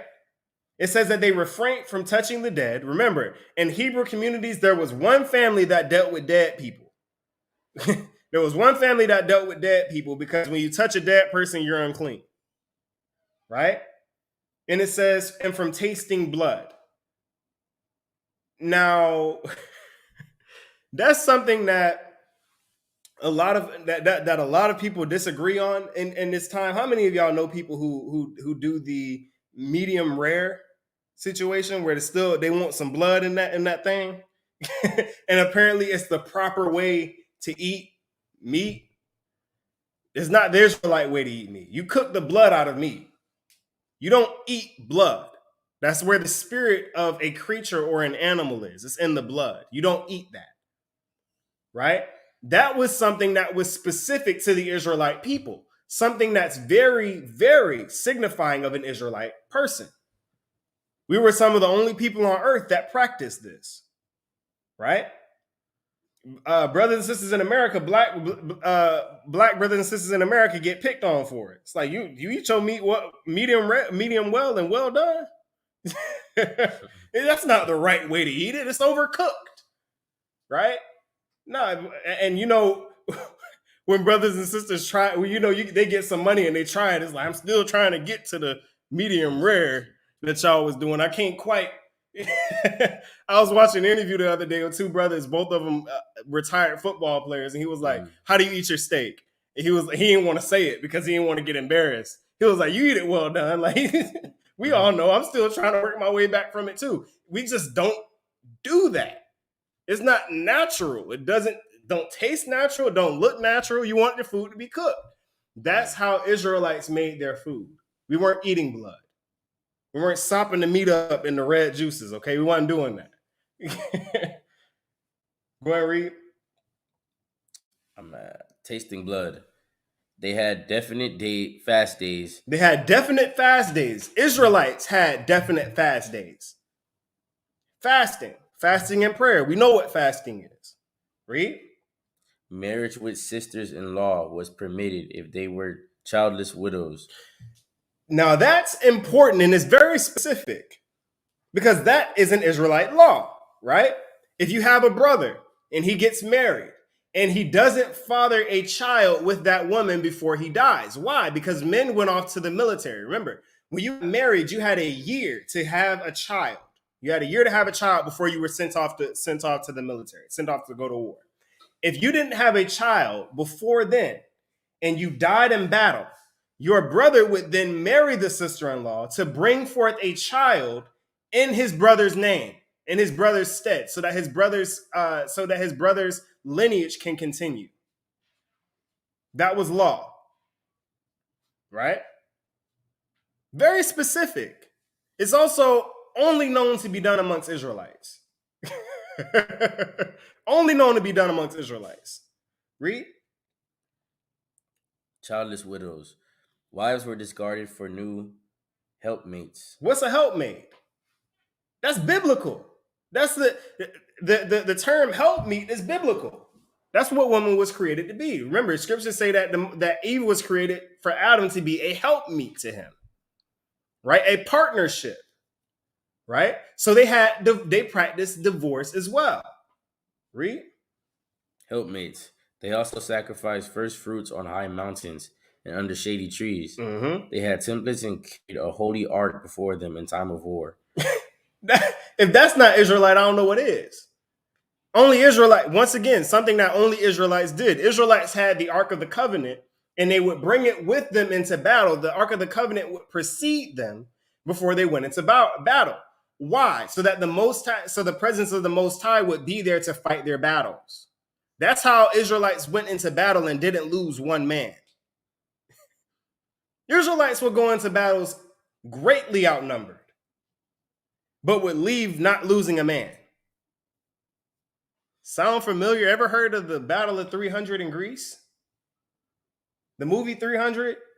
They got that from Gideon in the Bible. That came from Gideon in the Bible. The Most High said, I only need 300. The Most High said, listen, y'all know you brought all of these men with you. Give me 300 and we'll take down this whole army. That's a story from the Bible. And the Spartans, who undertook that same battle later on, according to their legends, were also Israelites from the tribe of Dan. Check out the lesson on the tribe of Dan to learn about that. Go ahead and continue reading. Carried a holy ark before them in time of war. Mm-hmm. They were also, like the 10 tribes, inclined to idol worship. Mm-hmm. They worshipped idols. All writers and travelers agree, moreover, that they were many Jewish types of face along the Indians. Hold up. How do you have a Jewish type of face? Elder, we have pictures of what these brothers and sisters look like upon the arrival of the Europeans. Now, Sister Ariella, can you grab me the book Zondervan Bible Dictionary? It's on the top shelf. Can you get that for me? Because this is interesting. He said there were many types of faith, Jewish types of faith among the Indians, the Aborigines of America. What does a Jew look like? Oh, do you have those pictures? Go. We can pull up. Get the Cuban first. The Cuban native first. Look at the skin. Let's get the Puerto Rican. Let's get the next one. Once again, dark-skinned people. Right? Now keep that. Now keep that. Get the propaganda poster. Of the American propaganda poster. Y'all look at this. Brothers and sisters, look at this. This is from the United States. This is a propaganda poster from the United States. Look at what this says. It says Army and Navy holding his end up. Now underneath it says, this is a quote. It says it's really most extraordinary what training will do. why only other one day thought that that man was unable to support himself. Why only the other day I thought that man was unable to support himself. The Philadelphia Inquirer. Now, when you look at this image, on the top left, you see the image, or the propaganda image of a Puerto Rican. On the top of his head, you see a Hawaiian. On the top right, you see Cuba. On the bottom right, you see a Negro. And on the bottom left, you see the Filipinos. See, now, we as brothers and sisters, we like to try to separate our plights as if all of our plight isn't the same. Oh, no, they didn't go through what we went through. Just to show you that Esau looks at all of you the same.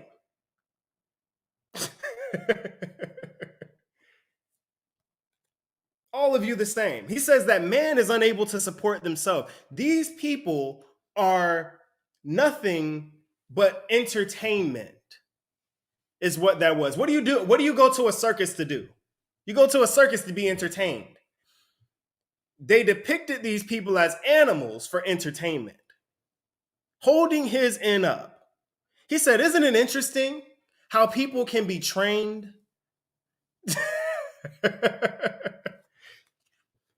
Check this out. We're going to go over here to, now this is the Zondervan Bible Dictionary. It was constructed by Jewish people. This is not something that was written by a black man. And it's the common authority on all things Hebrew terminology, right? So this is a book that you would find in any library or any biblical library, right? So we're going to go and get the word Niger. We're going to get the word Niger. That is Niger, right? And why am I going here? Because it's important when we're looking at these particular things. What he said was, go ahead and read that last sentence one more time. We're going to get that last sentence from go back a page. This is the word Niger. We're going to go back to that last sentence of Christopher Columbus and the participation of the Jews in the Spanish and Portuguese discoveries. Go ahead and get that. That's the final sentence. Okay. They also sacrifice first. Wrong page. Gonna flip here. Right there. Right there. All writers. Okay. All writers and travelers agree, moreover, that there were many Jewish types of face among the Indians, the Aborigines of America. Many Jewish types of face amongst the Aborigines, the Indians and the Aborigines, right? So what does a Jewish face look like? Let's go with the Jews of the New Testament. This is the word Niger, which you find in Acts chapter 13, verse 1. It says, a surname of Simeon, one of the 5 prophets and teachers at the church of Antioch, sent forth by Paul Barnabas in the first missionary journey. Niger, black. The word Niger means black. Now, the 5 prophets that it was speaking of, Simon, Peter, Paul, they were called Niger at Antioch. Acts chapter 13, verse 1. They were called black at Antioch. Now, some may think that that's a coincidence. Let's get the word Ham. Many of you in here who followed the lessons, many of you who are already in the truth, you know what this is. But this is for those who are new and don't know this information. This is Ham in the Zondervan Bible Dictionary. Ham, the youngest son of Noah, born probably 96 years before the flood, and one of 8 persons to live through the flood. He became the progenitor of the dark races, not the Negroes. He became the progenitor of the dark races, not the Negroes, but the Egyptians, Ethiopians, Libyans, and Canaanites. Now, why is that interesting? Why is that important that it says not the Negroes? because the Negroes themselves are a dark race of people. So he's making a differentiation between one dark group of people and another dark group of people. The Negroes aren't Hamites, if the Negroes aren't Africans, then who are they? We're going to get the word ruddy.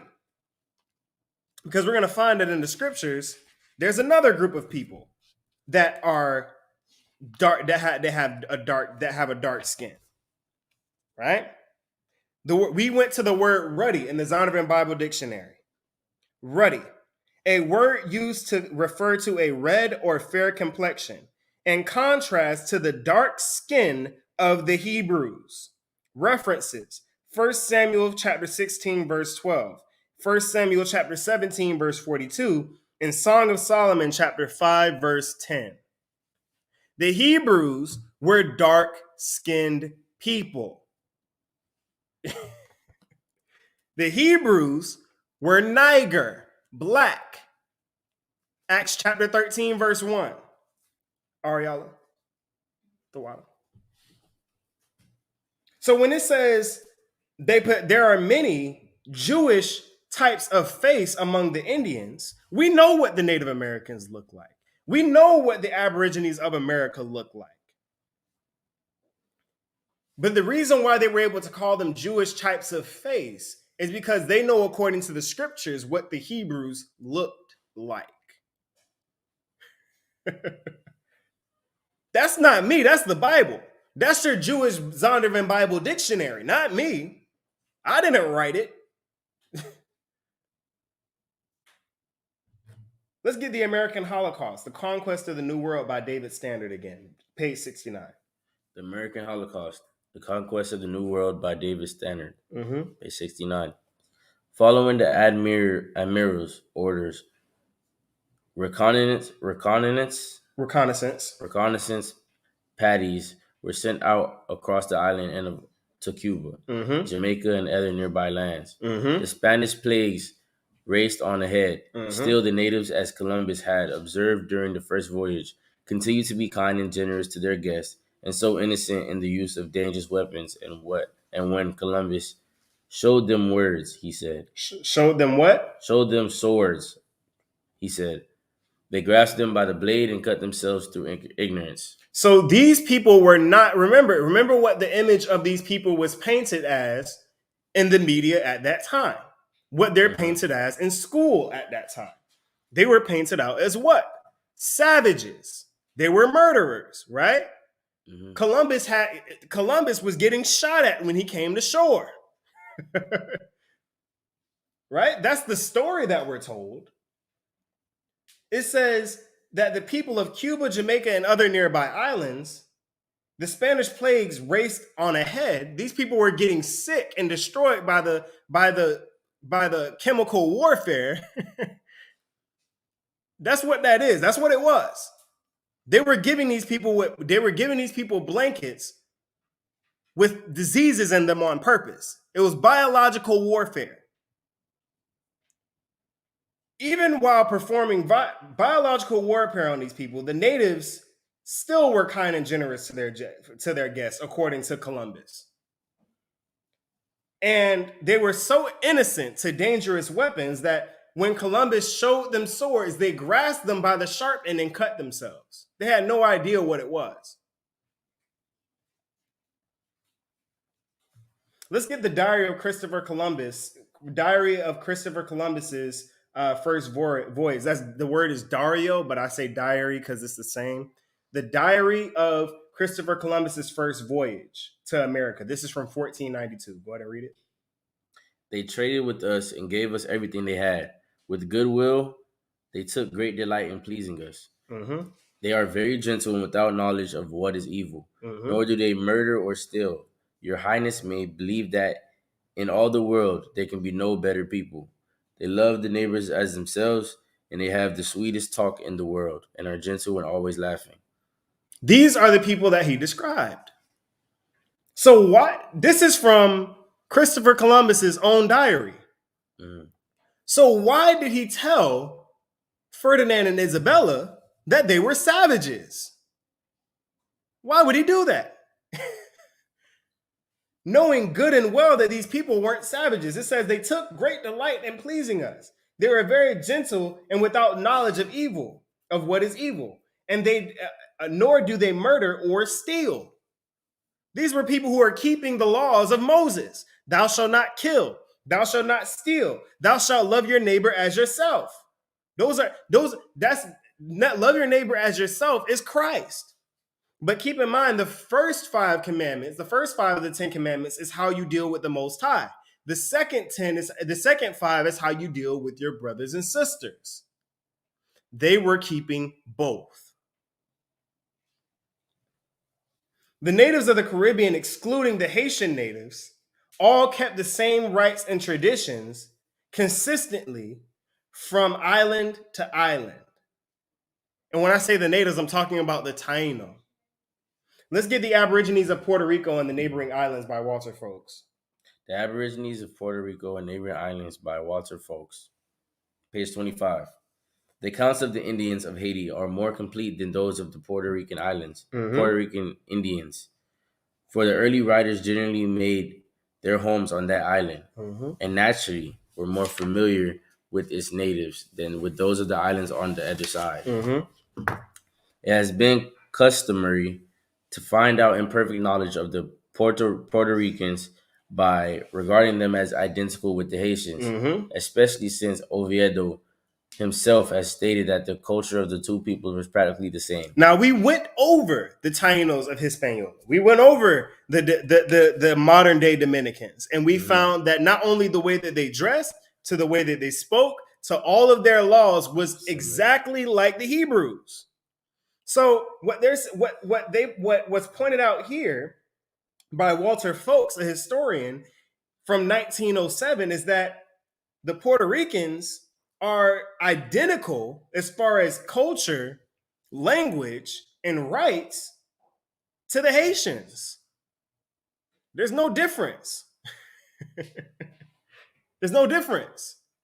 Why is that important? Why is that important? Because it shows that they still that these people are Israelites. Their culture, the way that they enacted, and what was said by the tribe of Reuben in the southern parts of America was true. That the tribes of Joseph dwell on an island nearby.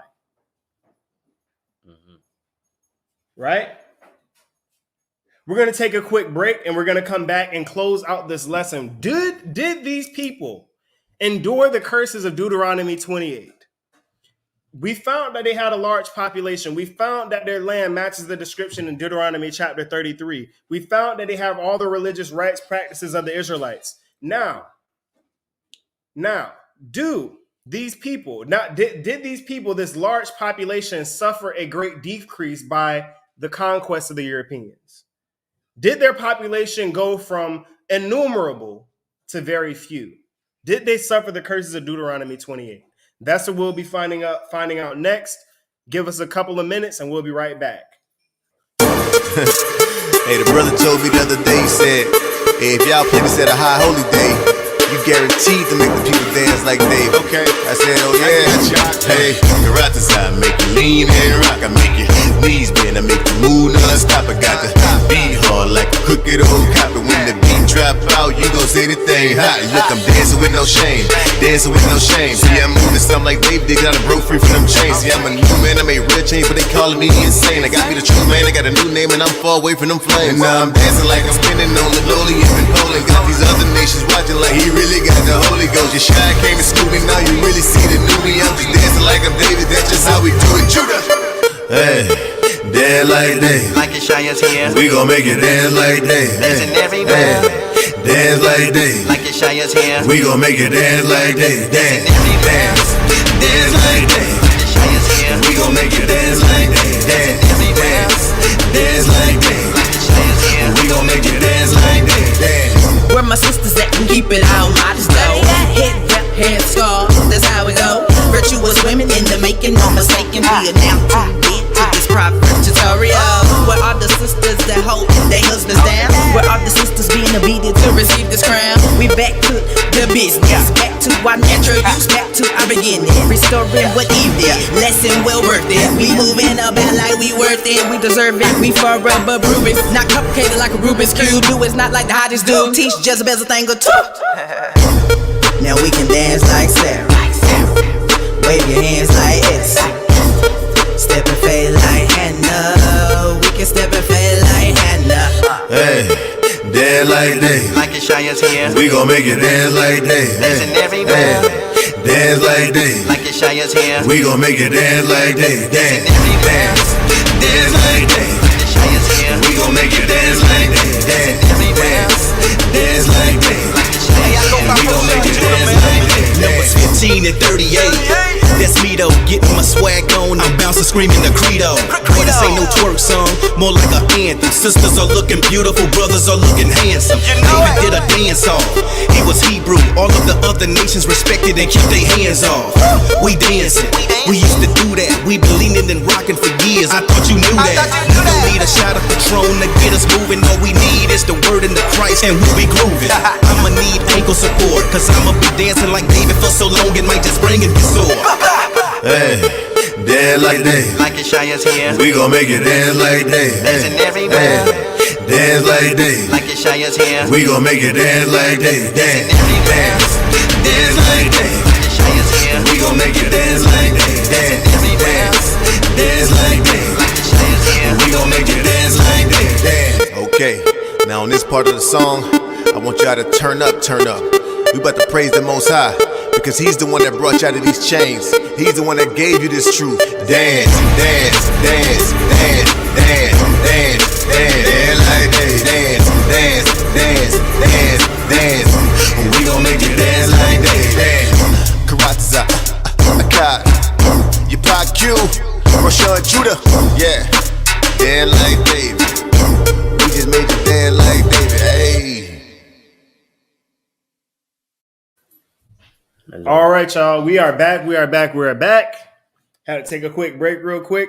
Once again, for those who are tuning in, remember to share, subscribe, like, follow, whether you're on Facebook, whether you're on YouTube, make sure you do that and continue to support this work. Remember, we can get up here and teach all we want, but without y'all hitting that like button, sharing, subscribing, this work doesn't grow, in the mission of getting the word out throughout the four corners of the earth to all of our brothers and sisters everywhere. It ultimately doesn't happen. So it starts with all of you. Water to those of you who did. And for those who didn't, please bless us on the like button or on the subscribe button, and we appreciate that. So going into our brothers and sisters, we're picking up from the Tainos, right? Mm-hmm. Let's go ahead and get the Tainos. The Tainos rise and decline. We're going to go to page 7. The Tainos rise and decline of the people who greeted Columbus by Irving Rouse, page 7. Mm-hmm. Early chroniclers reported from 100,000 to more than 1 million classic Tainos on the island of Hispaniola, and as many as 600,000 in both Puerto Rico and Jamaica. Mm-hmm.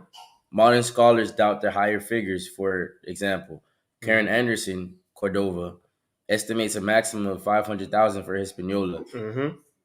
By contrast, the population of the island of Cuba, which was mostly Western Taino, is said to have been no greater than that of Puerto Rico, although its area is over 10 times as large. So it's exactly what we said earlier. The population was innumerable. It is extremely large, especially for the size of the islands that they were. The tribe of Manasseh, even the tribe of Manasseh in Jamaica, Cuba, and Puerto Rico, Jamaica was the headquarters of the tribe of Manasseh, not Cuba, prior to their illumination from the tribe, prior to their destruction off of the land of Jamaica, right?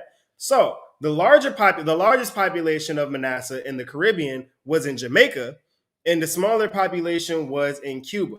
Now, Cuba wasn't fully populated. It was an extremely large land, which is how we know that wasn't the headquarters, as Jamaica was more advanced and the population was larger there, right?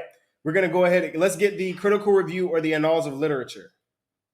Critical review or annals of literature. Oh, and another thing that I wanted to point out is that the Hispanics in the Western world have the largest fertility rate, just behind the Hawaiian and Pacific Islanders in the Americas.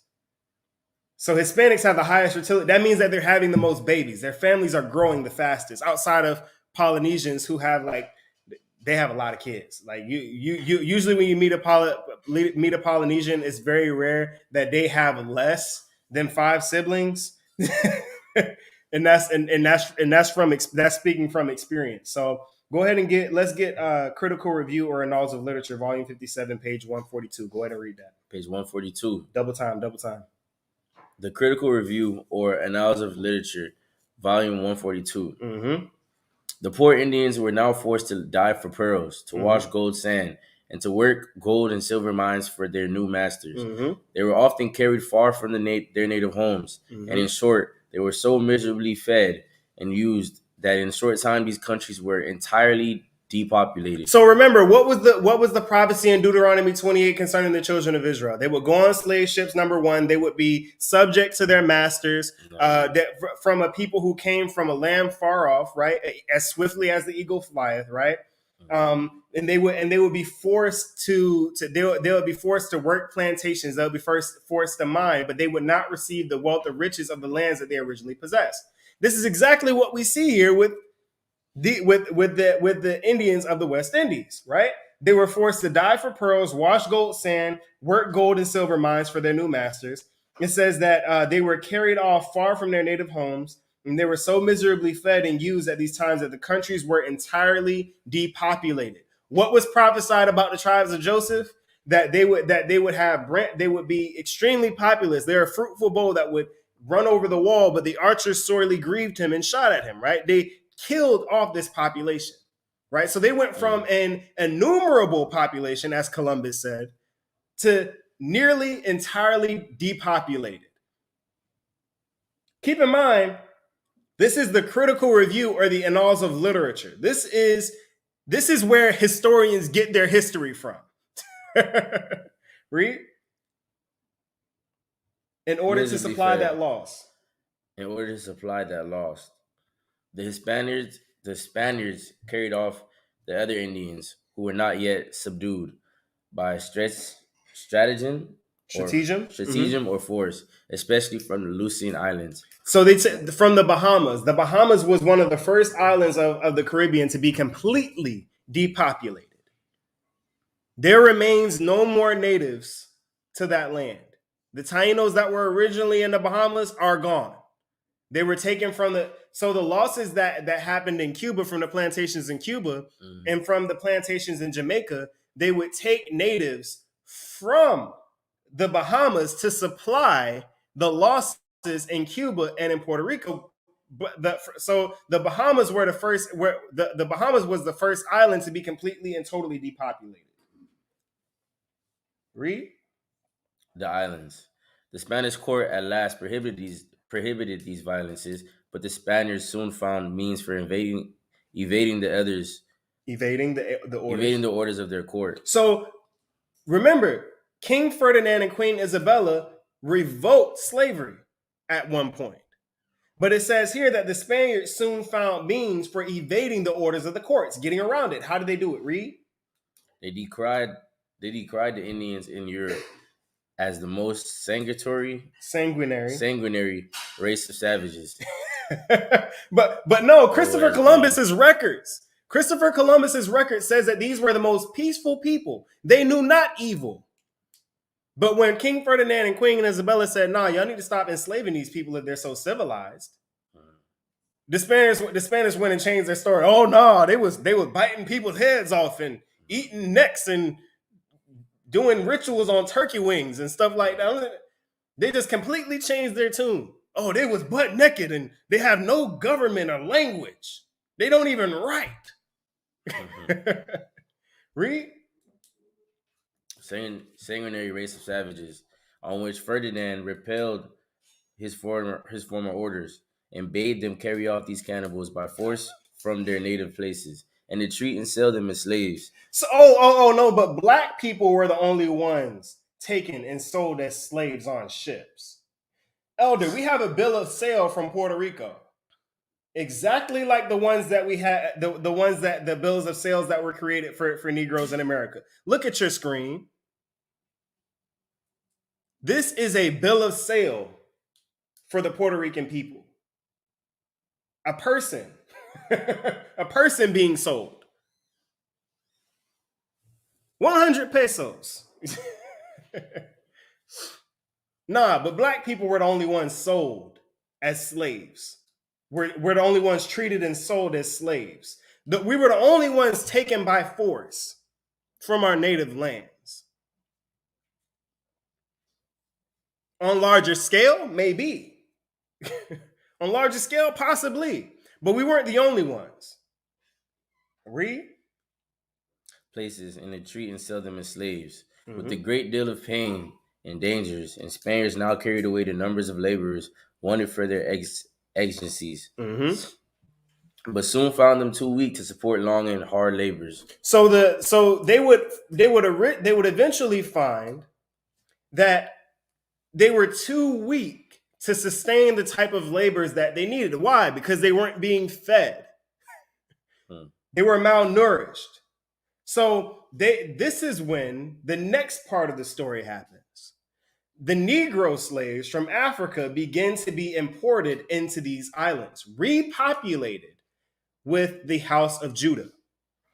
We see that the tribes of Levi were taken from West Africa to Haiti and to multiple areas throughout the Americas. And we'll get into Benjamin next week.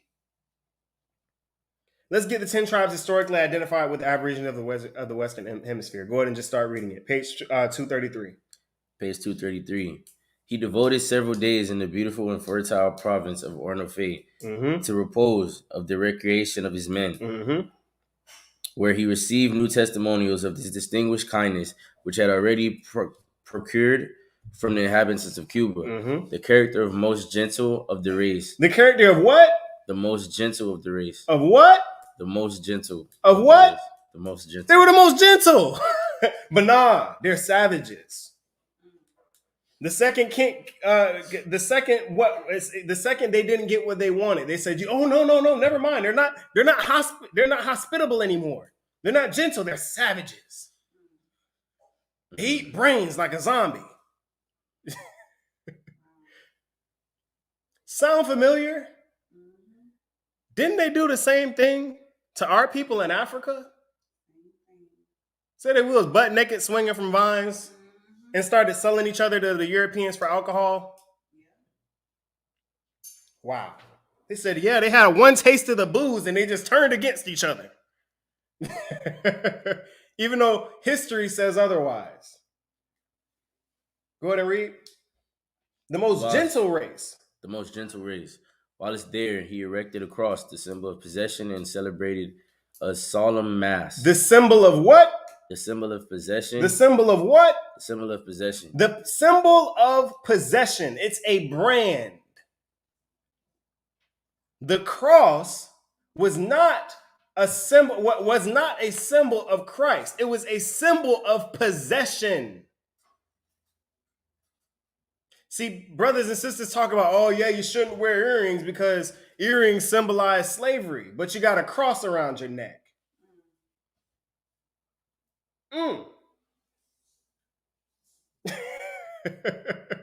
How many of you guys know that Christ wasn't on the cross like this? Christ was like this. The crucifix didn't exist in the time of Christ. That came after. That's why the scripture says, cursed is he that hangs on a tree. Right? The cross was always used by the Catholic Church as a symbol of possession, of captivity, of slavery. Is Christ a symbol of captivity or slavery? Absolutely not. Christ never told you to wear a cross around your neck. How many of you guys know that Christ lives? Christ did die, but he rose again afterward. So why are we acknowledging Christ as if he's still dead?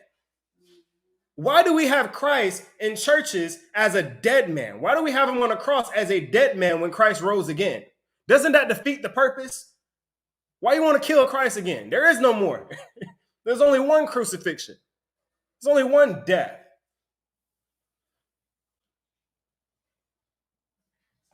The Western Taino populations were the Western Tainos were not originally primarily based in Cuba. However, they were primarily based in Jamaica, and the Bahamians populations, they were completely wiped out. The Jamaican populations were dwindled to almost zero. The Western Taino population in the Bahamas was completely wiped out, and the one in Cuba was dwindled almost down to nothing. The natives were often the natives who were left were often either sent to other natives who were left after the plagues. To keep in mind, they always send in the biological warfare first, right? You send in the sickness, kill off half the population, and then the ones who are left, they were either sent to other islands or they remained on the island for slavery and inbred with West African slaves. See, that's the beauty of the Most High, though. How many of you know that it was the presence of the Negroes that saved that population? See, what began to happen is West African slaves were shipped into the New World and worked alongside the natives who were already enslaved. Now, the men who were enslaved from the Tainos began to marry black women who were also enslaved, therefore preserving their lineage through the men. Right? Therefore preserving their lineage through the men. Look at your screen. Look at the color of those people. This is European art. This is European art, right? Let's get the picture, Land of the Noble Lords, Boricua. Let's get that picture, Elder. These people were already black people. Now notice, now look at this. Now keep in mind, this is an image that was created by a European. Now look at this. You have the crown and the scepter at his left foot, and you have the Bible or the scriptures under his right foot, and a bow and arrow in his hands. How many of you guys know that's Genesis chapter 49? Remember what the book of Chronicles says. It says that the scepter was given to Judah. The kingship was given to Judah. Put the image back up. The scepter was given to Judah, right? And the book and the law was given to the Levites. But the birthright was given to Joseph. What did the scriptures say would be used to cut down, to destroy those branches that went over the wall? Archers. The archers sorely grieved him. You have the crown and scepter at his left foot, standing on a Bible with his right foot, and a bow in one hand, and an arrow in one hand, and a bow in another. Come on. That's Genesis chapter 49. The Europeans knew who they found. The Europeans knew who they found. It wasn't a secret. It wasn't some locked away in a safe. The truth has always been in front of our people. It's a matter of whether your eyes are open to see it. Come on. The scriptures say if you want to hide anything from a black man, put it in a book. Notice everything that we've come from here. It's not a movie, it's a book. We're reading books, people. They put the truth in books. Read. That's why the scriptures say, Elder, the scriptures say, seek ye out of the book of the Lord and what? Read. That's how you find the truth. But don't nobody want to read. Nobody wants to pick up a book to save their life. Seek ye out of the book of the Lord and read. Let's get Yale, because Yale knows something that we don't know as well. Let's get Puerto Rico case study, colonial genocides from Yale. This is from Yale University. Puerto Rico case study, colonial genocides. A royal decree that collectively emancipated the remaining Taino population is dated July 12, 1520. One reason for this emancipation order was the large number of Taino deaths attributed to the continuing bondage systems.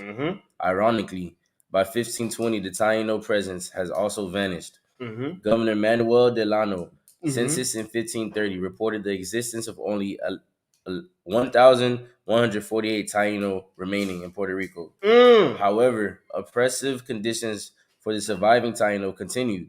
Therefore, in 1544, Carlos I, the Roman emperor and king of Spain, decreed the natives to be as free as any Spaniard. In reality, though, the Declaration of Equality did not end in the colonial social class system. So remember that 600,000 population, that 1 million population, cut all the way down to 1,148 Taino remaining in Puerto Rico.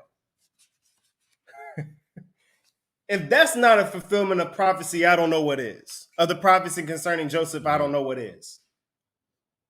And it says that, that according to the law, according to Carlos I, it says in reality, though, it says that they were decreed that the natives be as free as any Spaniard. In reality, though, the Declaration of Equality did not end this colonial social class system.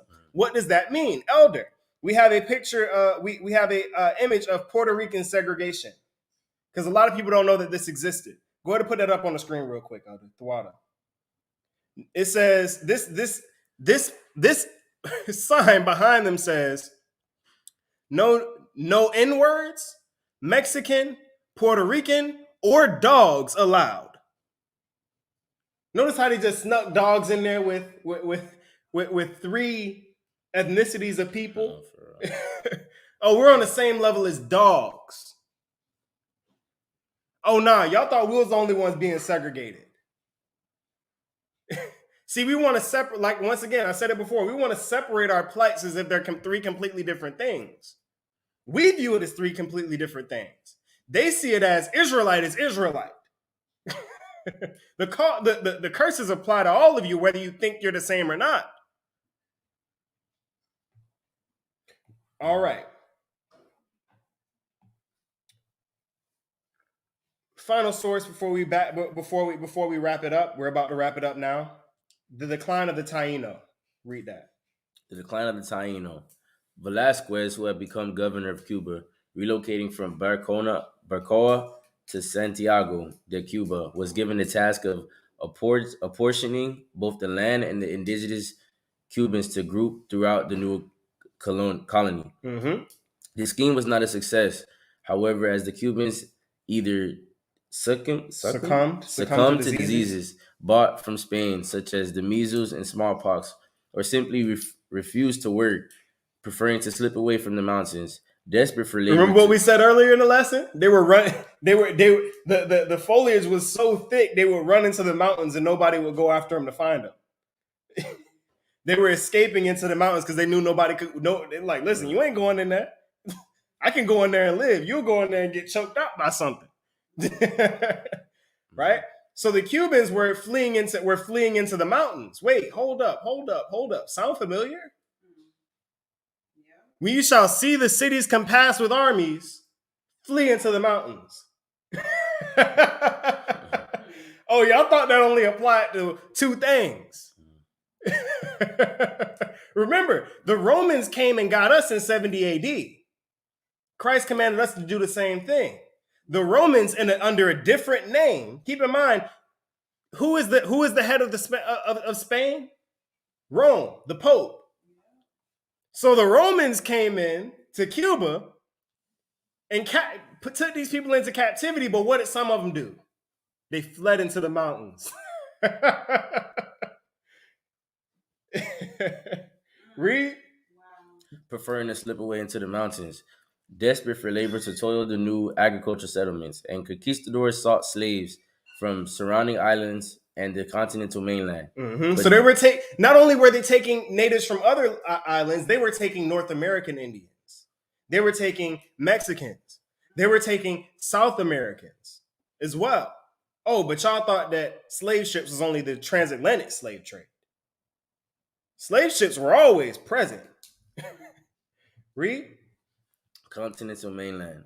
But these new arrivals followed the indigenous Cubans by also dispersing into the wilderness or suffering a small fate at the hands of disease. A similar fate. A similar fate at the hands of disease. So even the people that they were bringing from other lands would get there and flee into the mountains.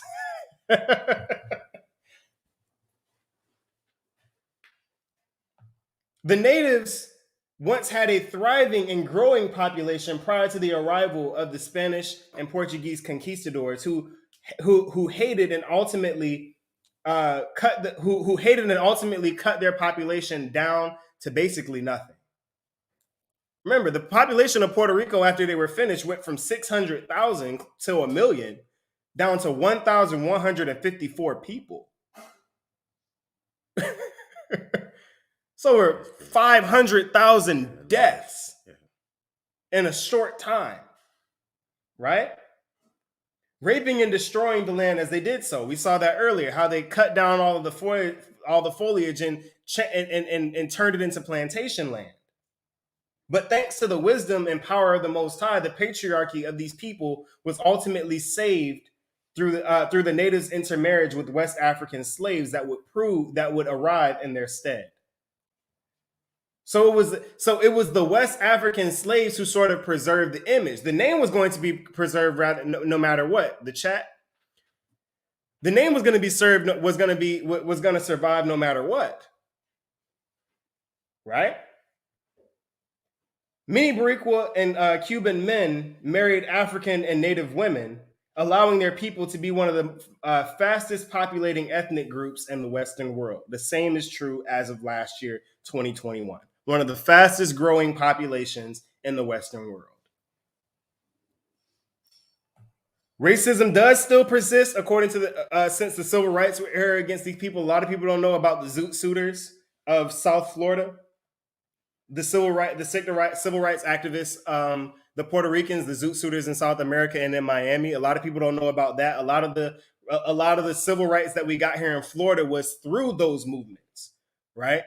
Because the Puerto Ricans were being killed, were being murdered in the streets, similar to how brothers and sisters were, because they were dressed too nice. Right? Based on the evidence that we found and that we've discovered from part 1 of Ephraim and Manasseh till today, the tribe of Manasseh can be found primarily in Cuba and in the United States, as well as there being remaining tribes in the East. There are still a lot of the tribe of Manasseh is still east, and whether it be the Middle East and some parts of Asia, Manasseh is very much still in that area because everybody didn't leave in 2nd Esdras chapter 13. We know that about 10% of the population stayed out east.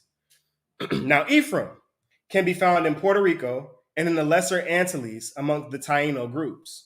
Right, as well as in Trinidad and Tobago. Trinidad and Tobago is a mix between Haitian or Levite and Ephraim. Right, they can also be found amongst the Cochin of India. We went over the Portuguese Indians. They can be found in the Philippines. They can be found among they are the Kai Feng of China.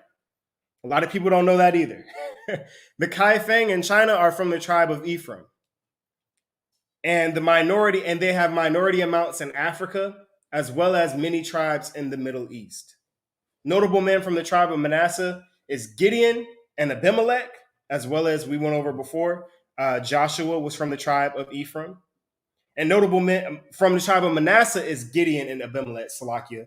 And from the tribe of Ephraim is Jeroboam, Oshea the king, Ahijah the prophet, and Nadab. Our next and final lesson of the Children of Israel series will be on the Benjamites. Now, I set this one specifically at the point where I did because the story of Ephraim and Manasseh leads to the Benjamites' arrival in the West Indies through the transatlantic slave trade. So we're going to be getting into that in our next lesson. We want to give all thanks and praise to the Most High, Ahaya, Bahashem Yeshaya, Wabarawak. I want to thank my brother here, Brother Ra'awaban, and my brother there, Zephaniah, for coming in, stepping in, and reading.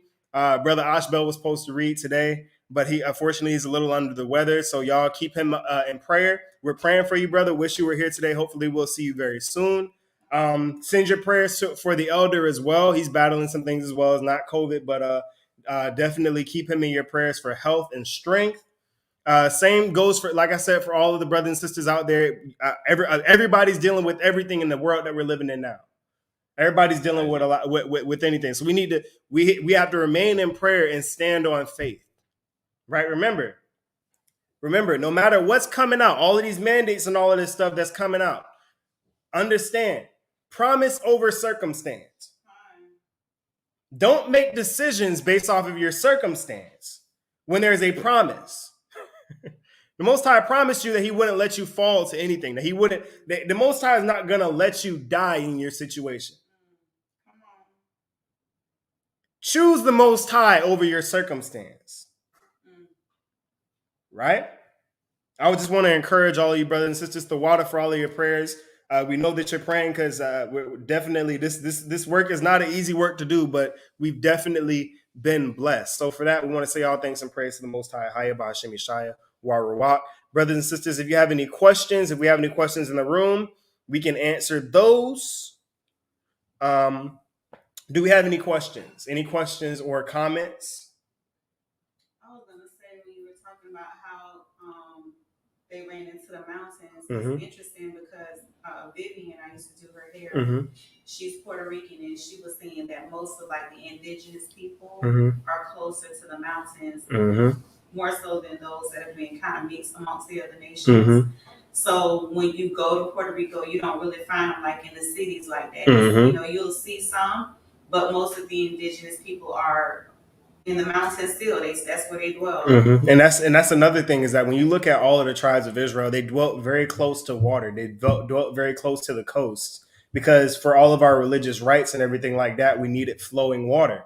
But when the Europeans came, many of us were forced inland, right? We see that with the Australian Aborigines. They were forced to abandon their lands on the coast and go inward towards the dry desert lands, which is why we find Australian Aborigines in that destitute state in there when they weren't originally there. They're originally on the coast, right?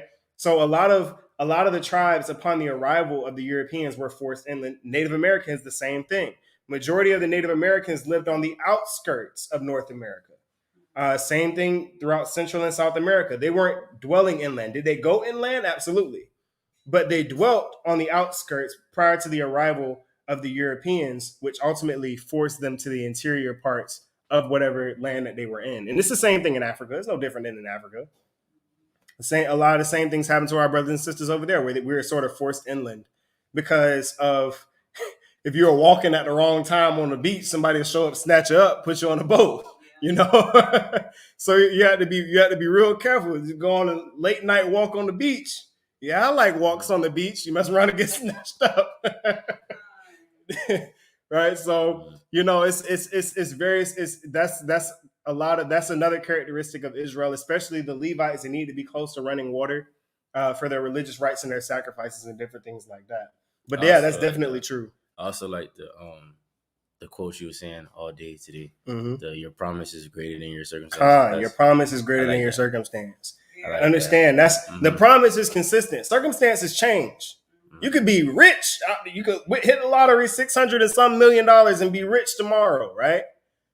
Your circumstance changes, but does that change your promise? No. You could be broke, sleeping in dirt. Does your promise change? Paul said, I've learned to be abased and to abound.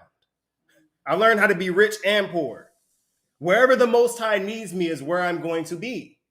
So understand, wherever you're at, whatever place you're at, you're there for a reason. There's something that you need to learn. There's somebody that you need to reach. Recently, I reconnected with a dear friend of mine from my youth, and it's been a blessing. And I know why we reconnected at the time that we did. And it's important. Shalom, brother. I know you're watching. Love you, man. But, you know, there's a time for everything. The promise, circumstances change. Times change. Understand where you are at that time. You're there for a reason. There's somebody there that you need to reach. Every circumstance that you're in that place to do a work. You're not there to pout. You're not there to complain. You're not there to indulge. You're not there to splurge. You're there to reach somebody. So understand, Your promise is greater than your circumstance. It always is going to be greater than your circumstance. I promise you this. It doesn't matter how rich or how powerful you get on this side. It's nothing compared to what we get on that side. So whether you're at the top of the world or whether you're at the bottom, your promise will never be, your circumstance will never be greater than your promise. I just want to encourage all of you, just in these times, lean on somebody. Sometimes it feels like you're alone. It's like, listen, I'm the only person in the truth. I don't have no friends in the truth. I don't have that. I don't have this. Listen, there's something spiritual about this thing. There's something spiritual about this thing because we all feel alone. It's possible that the people sitting in this very room can be amongst each other and still feel alone. But that's the purpose of the gathering. The scripture says, forsake not the assembly. Right? These brothers and sisters are here to support you. Women, it says the elder women teach the younger women. Iron sharpens iron. Men, exhort one another to continue in the faith. Right? This is not, nobody ever said that this walk was going to be easy. Understand, every time the Most High called a prophet, what did he do? He called them out from amongst the people. They were alone. Christ fasted on a mountain for 40 days and 40 nights by himself. When Ezekiel was prophesied to lie on his side, you really think he had company? That joker was by himself for a year and a half. Laying on his side, couldn't even get up and go walk. Right? That's part, it's part of the Most High calling you. You're going to feel alone, but understand, you're not. There were hundreds of other prophets in Ezekiel's time. He wasn't alone. But when the Most High needed to speak to him, when the Most High needed to deal with him, he needed to separate him. He needed to move him from everybody else so that he could see clearly.